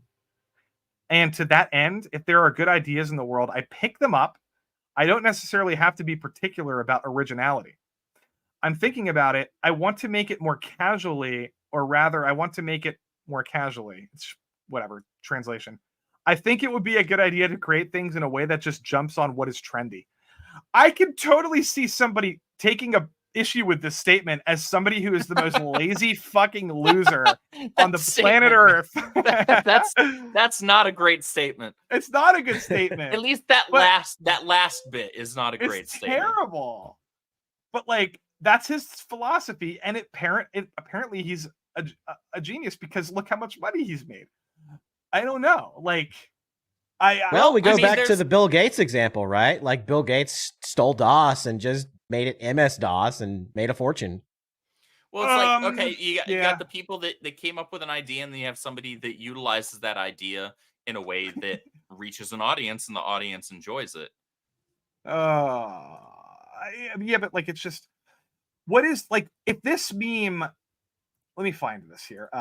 Don't ask questions. That last line was horrible. I think it would be a good idea to create things in a way that just jumps on what's trendy. Yeah. That's a terrible line, man. It is, but the sad part is he's not really wrong, because what games do well? Games that capitalize on a trend. Like, I hate Battle Royale games now. I used to actually like them because there's 400 gorillion Battle Royale games, and every new game wants to have a Battle Royale mode, and I'm like so tired of it. Right. Or are you MOBAs or team shooters or whatever? Yes. Yeah. You're saying you're tired of Battle Royale genre? I am. I'm Battle Royale out. Asmongold, here's an interesting. Asmongold has always been an advocate for consumerism and complacency. He literally built his entire career off other people's content. He's not dropping harsh realities. He's just a spineless gamer chud who should really stay in his lane. Don't ask questions, just consume product and then get excited for next product. And it's like, I can see how some people would attribute this to the Palworld community fans, because it is sort of just it's a very much like a product of trendy. Everything is trendy. Everything's geared towards the most lowest common denominator. There's no originality. I kind of understand the criticism. I get it. I don't have a problem with people not playing this game and criticizing. It's hard for me to take anybody seriously that calls somebody else a chud when they're trying to. I know that's stupid. I don't. Yeah. This person probably look at this person. Look at this. I just guessed, but here it is. Him. I mean, you could tell who's pronouns in the bio means your opinion doesn't matter. I mean, I always sort of check to see who I'm dealing with, but sometimes I sometimes I think overlap when it comes to like certain topics like AI. I think people on both sides can agree on something. That's not a problem. Whatever. But like, it's not, people are telling me, I'm not even joking. Like, look at this. Look at this. Don't ask. People have been telling me. Oh, actually, it's right here. It's right here. Look at this guy. How am I supposed to respond to this besides how am I supposed to respond to this? Just play. All I did was say, if Palworld doesn't use AI, then why? I was questioning whether or not they use the AI. I said, why don't they just share the artists' names? I said the easiest W in the world would be to share the artists who designed the monsters if they didn't use AI. But this was a long time ago. I didn't, there is no AI. But somebody just said, play the fucking game. And I'm like, oh, okay, so don't ask questions, just consume product. That's exactly what he's fucking doing. Like, I'm not allowed to criticize the game. I have to play it. I have no choice but to play the product. Like, this is stupid. Don't be. And the art director is listed on the website too. Like, there's like a whole list of all that stuff. Well, and he could have replied with that instead. Yeah, he could have just post the link to the freaking staff credits, you reject. Look, somebody fucking did. Look at this guy. This is actually what I wanted. Okay, this is what I wanted. Lead character artist, concept artist. These are all the people that worked on the game. Now, it doesn't say monster artist. I don't know. I'm assuming they all worked on the monsters or whatever. Maybe I don't know. But I feel bad for some of these people because I'm sure. Well, I mean, in my opinion, they were lazy and they kind of fucked up a little bit. In my opinion, I'm not 100% sure. I have no evidence of this, but like, it just seems obvious to me. And then they're probably getting death threats. But like, that sucks. It sucks for them. I don't know what else to do about it. They fucked up. I get death threats. Like, you can't avoid that. People are stupid. Gamers I got death threats during the Hogwarts Legacy controversy. That was fun. I dared to call people muggles on Twitter. Same. I got spoiled. People were like constantly spoiling it under my stuff. Spoiling the game for me. Like, all these like LGBT people are like, "Oh, you're playing Hogwarts? Let me spoil it for you." And I'm just like, "Oh, fuck." The discourse around that game was some of the dumbest stuff I've ever been a part of on Twitter, and I regret everything. I had a good time. Like, I had a good time because I was laughing at the rejects on Twitter that were trying to tag my boss and tag the official business account that I run to get me fired. I'm sorry. I wasn't showing you what I was just talking, and I wasn't showing you my panel that I was talking about. Hopefully that wasn't confusing. I was trying to show you this image. Did you see this? Wait, where's it at? Fuck. I don't know. You keep scrolling. I'm not sure what you're trying to show us. I thought it was on the screen and it wasn't. I was trying to show you this. Oh, fuck. Hold on. If Palworld doesn't use AI, here it is. Did you see this? I thought it was on the screen, but it wasn't apparently. No, it was not. These are all the artists of the game. Lead character artists. Okay, that would be human. Character artists, that would still be humans.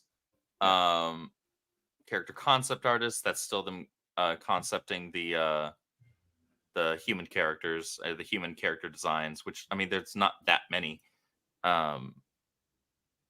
unless they're talking about just different permutations of the various options, I guess, to cut back on time. But I'm not seeing a creature artist, creature designer. Right. Just don't be this guy. Don't be like, don't criticize a game. You just play it. Like, don't be that guy. That's an emotional response. Like, that has zero value. Yeah, I think you can be critical of a game and play it at the same time, or be critical of a game just from the outset. I was just shitting on freaking Scarlet and Violet, and while having several hundred hours in the damn game, like, I can criticize the things that I enjoy. Or somebody that has like 5 hours and they picked it up and they played it and they were just like, this isn't for me. I have issues with, this, that, and the other, frame rate, whatever. Their opinion's also valid. Don't just like throw out somebody's opinion because it's like, oh, well, did you put 1,000 hours in there? So like the converse holds true too. Like, I think people just, they get tribalistic and they just want to like throw everything out that somebody else says and say, well, your opinion doesn't matter because you're a Pokemon fan. Tribalism is brain rot. Don't assume. It really is. Yeah. Tribalism leads to people making assumptions about other people, and half the time they're wrong. Exactly. Well, that's what happened with Hogwarts Legacy. like Pikami got run out of being Pikami because she played that game. Like I don't really care what people say about Hassan Piker too. He got in trouble for playing it or wanting to play it. His whole community was telling him to go fuck off. Didn't he apologize or some shit? He did. He just said, "Well, I'm not going to play it now because I'm going to get canceled." Right. Whereas the other VTuber chick, whatever the hell her name was, she or there were a few of them, I think. She actually got canceled. She got canceled. Silverveil and she said, "Fuck y'all, I'm going to play the fucking wizard game." Yeah. And I was like, "Oh shit, I don't know who the fuck you are, but good on you." Look at this, guys. Would you play? I will. I kind of, you know what? It kind of sucks that this mod isn't out because I would be playing it right now. Oh, I'm sure it's archived somewhere. I totally would. Even this picture, dude. Even the picture got claimed. Mm-hmm. Yeah. I'm sure that mod is archived somewhere. In fact, there's probably a Palworld modding server on Discord and or Guilded where somebody has archived that mod. I almost guarantee it. I mean, yeah. And that's cool and all, but I actually wouldn't use it because, like what you said earlier, Lofty, I don't play Pokemon for like survival and building aspects. I know, but it would be really funny to play it for a little while. Yeah, it might be funny for a second to like, oh, look, I can turn this character into Jesse from Team Rocket, or I can be Ash, who's a shitty trainer, or I can, make this thing a Pikachu, whatever. Cool. But you know what's crazy though is like everybody's excited for this game. Like all the people are like, they want to get it, and it's like I said this. I think I said this is my point. It's funny. It's all gone now. This guy got deleted his tweet.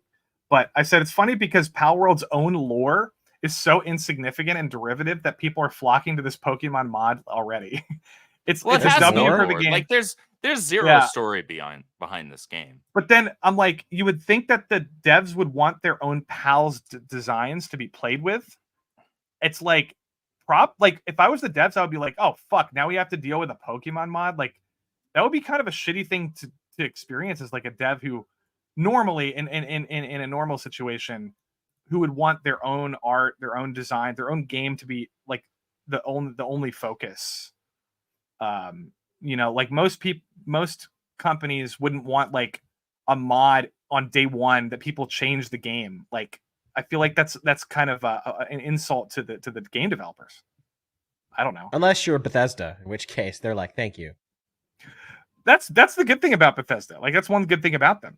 They embrace mods like as much as possible, I guess.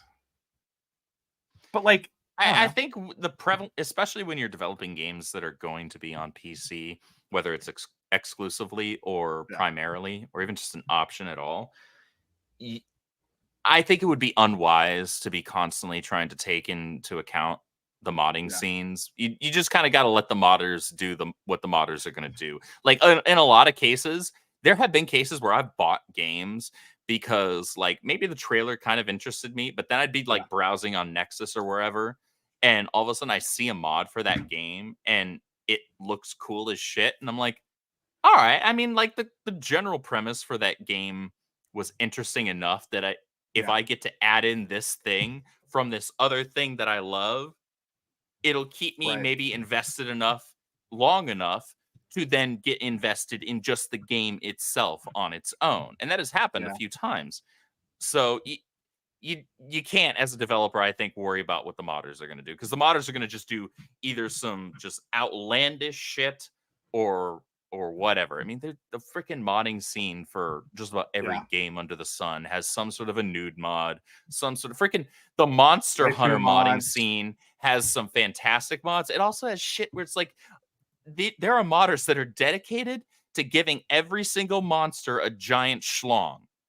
Like that monster genitalia mods are a thing in Monster Hunter. And that's a whole thing. I think it's completely stupid, but that's a thing. But if Capcom's Monster Hunter teams were developing the games with that in mind, like what are they going to do to this? Like, why would you worry about that? Like, they're going to do what they're going to do. Just make your game. So you're saying treat modders like autistic children, basically, and just like kind of let them do their thing. Yeah, Hand because them their in a lot of Legos cases, and just they're be probably happy going to for result them. in some sales for you.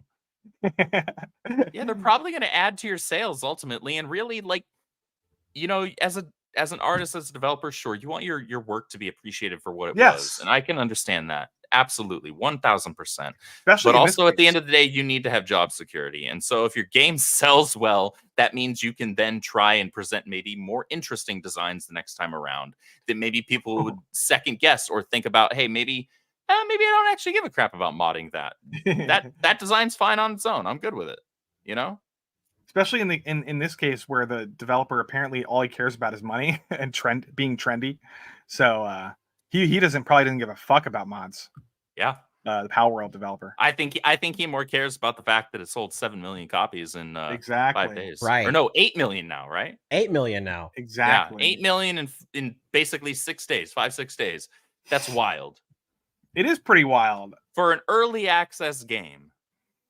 That's impressive. Yeah, I can't. And there's something to be said about people getting upset about. Oh, in that Eurogamer article that was shitting on the game, the guy was like, "Part of me is a little upset because the game's popular," and it comes off a little bit as like, number one, just like petty jealousy, and then also like just being butthurt. Like, I'm criticizing the game. I think it's lazy and all these things, and I think not enough people are concerned about the concept of like theft and like, I know there's a whole argument to be had, but at the end of the day, I don't care that it's popular. It's not like fans are gonna, like, gamers are gonna get what they want. I can't be mad at like the market. That's like insane. You can't be mad at the market. You can be, I guess maybe you can be upset about people's taste. Like I sort of criticize when it comes to movies. I tend to do this more often. A lot of people are normies, and like I feel like the reason why we have like stuff like Jurassic World, stuff like just repetitive like stuff like Marvel and all this stuff that like is nothing original, is half the reason is because normies will go pay and watch these fucking movies in theaters and they won't go see original stuff. So I guess it is, I don't know. Do you blame normies for like market like determining like low effort garbage sometimes? I blame normies for everything. They ruin everything. To a point. But are we normies? Are we normies for playing Palworld? No, I don't. It's not an established property. It's just, I think it's just a general audience type of thing. It was built with trying to reach a broad audience. That's why it's like a very casual version of Pokemon plus Ark Survival Evolved. Normies, I tend to attribute that term to people who are not knowledgeable on an established thing, but are getting into one specific medium of an established thing. Yeah, but Asmongold, in the same video that he defended Palworld as though it doesn't matter, it's all about market, it's all about what gamers want to play. In that same video, he said, "Shut the fuck up, Martin Scorsese. I love Thor. I'm gonna go watch it regardless of your opinion." And which Thor? Either, they're all bad. I assume he means Love and Thunder, right? I don't know, man. Like, I love both the first two and hate the last two. So, but like, he's sort of making a normie argument, and then he's coupling it with Palworld. So I'm just like, I don't know, man. Like, I'm just gonna play the game because I know it's just a fun game. It doesn't matter if you're a normie or like a hardcore gamer. It's still fun. For me, it's the Ark system mechanics that make me enjoy the game. I like the base building. I also like collecting monsters and dinosaurs. Like, that stuff to me is fun. I like doing that with friends. I think a lot of people play this game for the memes. Better.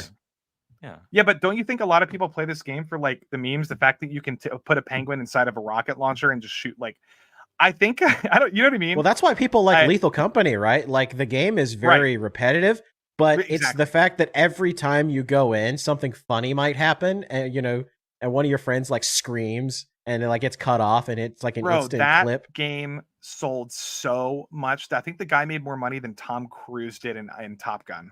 Damn. Yeah, the developer of Lethal Company.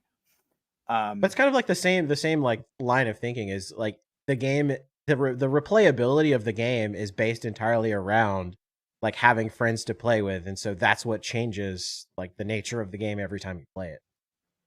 Yeah. Oh, I agree. Is this you, Andrew? Ragnarok is wasted, overrated dog shit. I agree. No, it's not bad. It's not bad. It's just sort of mid to me. It's like a mid movie. I think it's overrated. I think they fucked up the Planet Hulk storyline. They could have done so much better. That's why the movie could have been. Wasted. They wasted it. They wasted it. They wasted. I could do an entire show about like Marvel storylines that have been just completely wasted. Right. But that's not. I like Civil War. Civil War fucked up the Civil War storyline, but they didn't. But it's not bad. You know, it's like I don't care if something like Joker.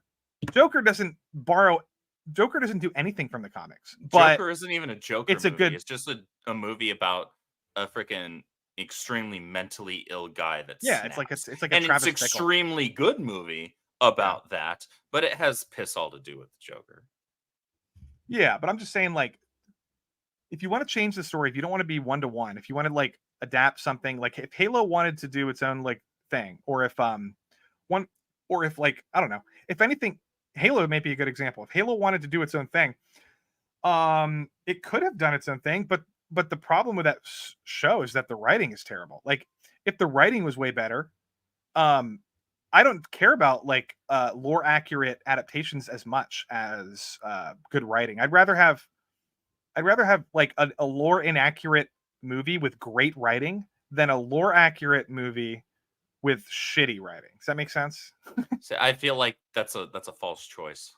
You can do well, I'm just saying that like lore accuracy is not like be all end all. Like I said, like Jurassic Park is nothing like the book. No, it's not. Blade Runner is nothing. Nor is Lost World, but I love both Lost of those World, first two movies. Blade Runner is and nothing like the book.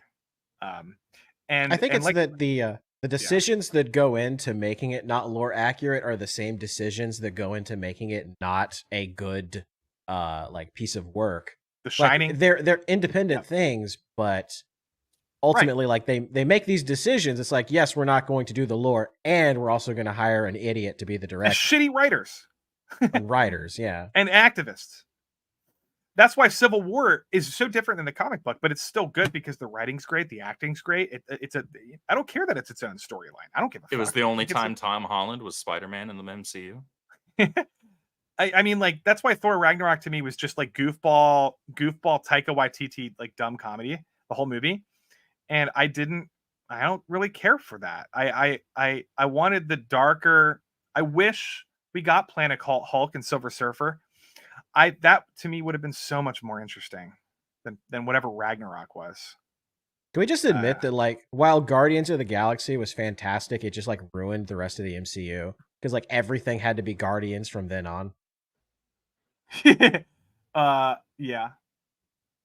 Well, it didn't ruin it, but I see your point. It was like the start of where everything had to be like overly campy and goofy as opposed to like, and they had their serious moments, yeah. But it just like the tone changed completely. Yeah. Yeah. Oh, you didn't like Nada didn't like the Civil War comics. Well, that's fair. Why can't I act like this on Flashcast? I do act like this on Flashcast. I don't know. I don't know what I try to act the same on every stream. I don't know. Speaking of Flashcast, I don't know if I'm going to be on it every week or not. I don't know what's going on. I just play it by ear. I need to pop back in at some point. I'm always so busy on Saturdays. Come back on. Pick a good week and that you're something that you're like passionate about and just like hit up Flash and I don't know.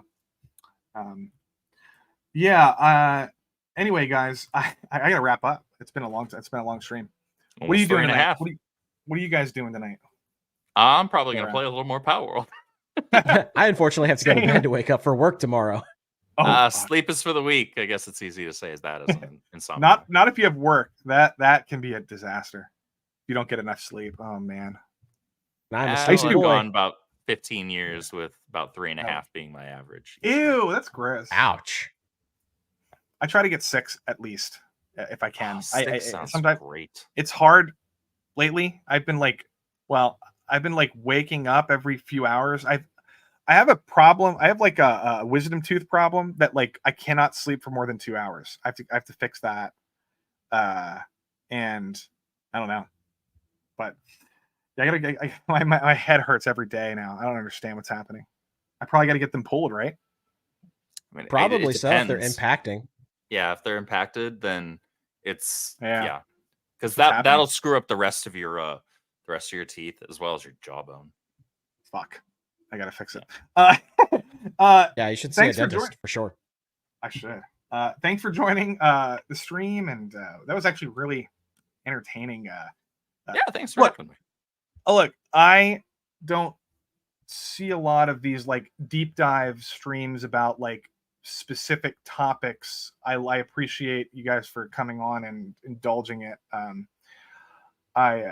want to do more of that stuff. So if you're a Final Fantasy fan, I might invite you back on. I'm a Final Fantasy fan. I'm not doing Miss Madam Web. I'm not doing all that bullshit. I'm skipping Madam Web too. I wish I could be interested in Madam Web. I wish I could be. I'm just not. It's so dumb.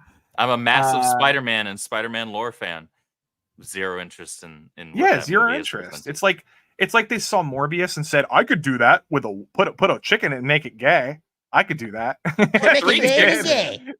Yeah, put 3 chicks in it and make it gay. Like I wouldn't be opposed to a Madam Web film done right. Yeah. That would actually be interesting to me. Right. That trailer wasn't it. Nope. I even think Disney would have done a better job with Madam Web. Sony just fucking is so bland and boring. Oh my god. Sony is determined to do the worst version possible of like Spider-Man related characters by distancing them from Spider-Man. Yeah, dude. Venom, like Carnage was the worst villain ever, dude. In Venom 2. He didn't. Oh my god, that was not good. That was underwhelming. I was disappointed with that, and I had fun with the first Venom film too. But the second one, I was like, really? They ruined Carnage. Yeah, they made Carnage. There were a couple of good scenes in there and some funny dialogue, but overall the movie was just not good. I'm honestly surprised it's even getting a third. Yeah. Remember, like the stream, chat. I agree. Yes. Are you gonna stream your playthrough or no, Andrew? Nah. Okay. Nah, probably not. The next thing I might stream that isn't my weekly Mario Kart stream on Sunday evenings will possibly, not a guarantee, but possibly be Persona 3 Reload. We'll see. Oh, geez. That's exciting. That comes out in like a week. Damn. I'm a big Dragon guy. Oh fuck, dude! There's gonna be too many games. I gotta play Enshrouded. I got Final Fantasy Rebirth comes out in like 32 days, and it's gonna be so long. It's gonna be like 100 hours of content, and then, oh my god, and then Dragon's Dogma, and then I don't know. I wish there was more time to play games. It's like the old what was it, the Shen comic, where it's just like, oh, I can't seem to fit this in anywhere. I can't. Or can I? And he's pulling the sleep out. I know. It's actually kind of like that now that I think about it. That's how I have those 50 hours on Palworld already.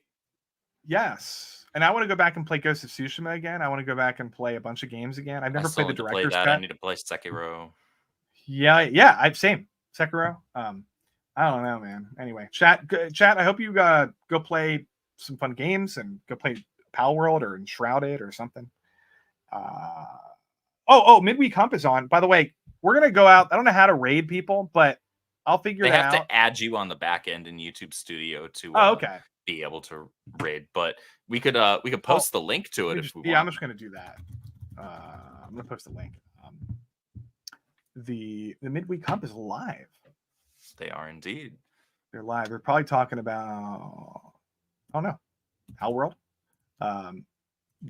They have a whole schedule. They talk about a bunch of stuff. Here's the link, guys. Go. That's what we're rating tonight. So go follow Midweek Hump, and thank you for joining. And everybody, I appreciate sticking around to the end of the stream. It's a long stream, so thanks for hanging out, chat. We appreciate y'all. Yeah, definitely. And stop by next Wednesday. I'll think of something else to talk about, and we will see you around, guys. Have a good night. Have a good night.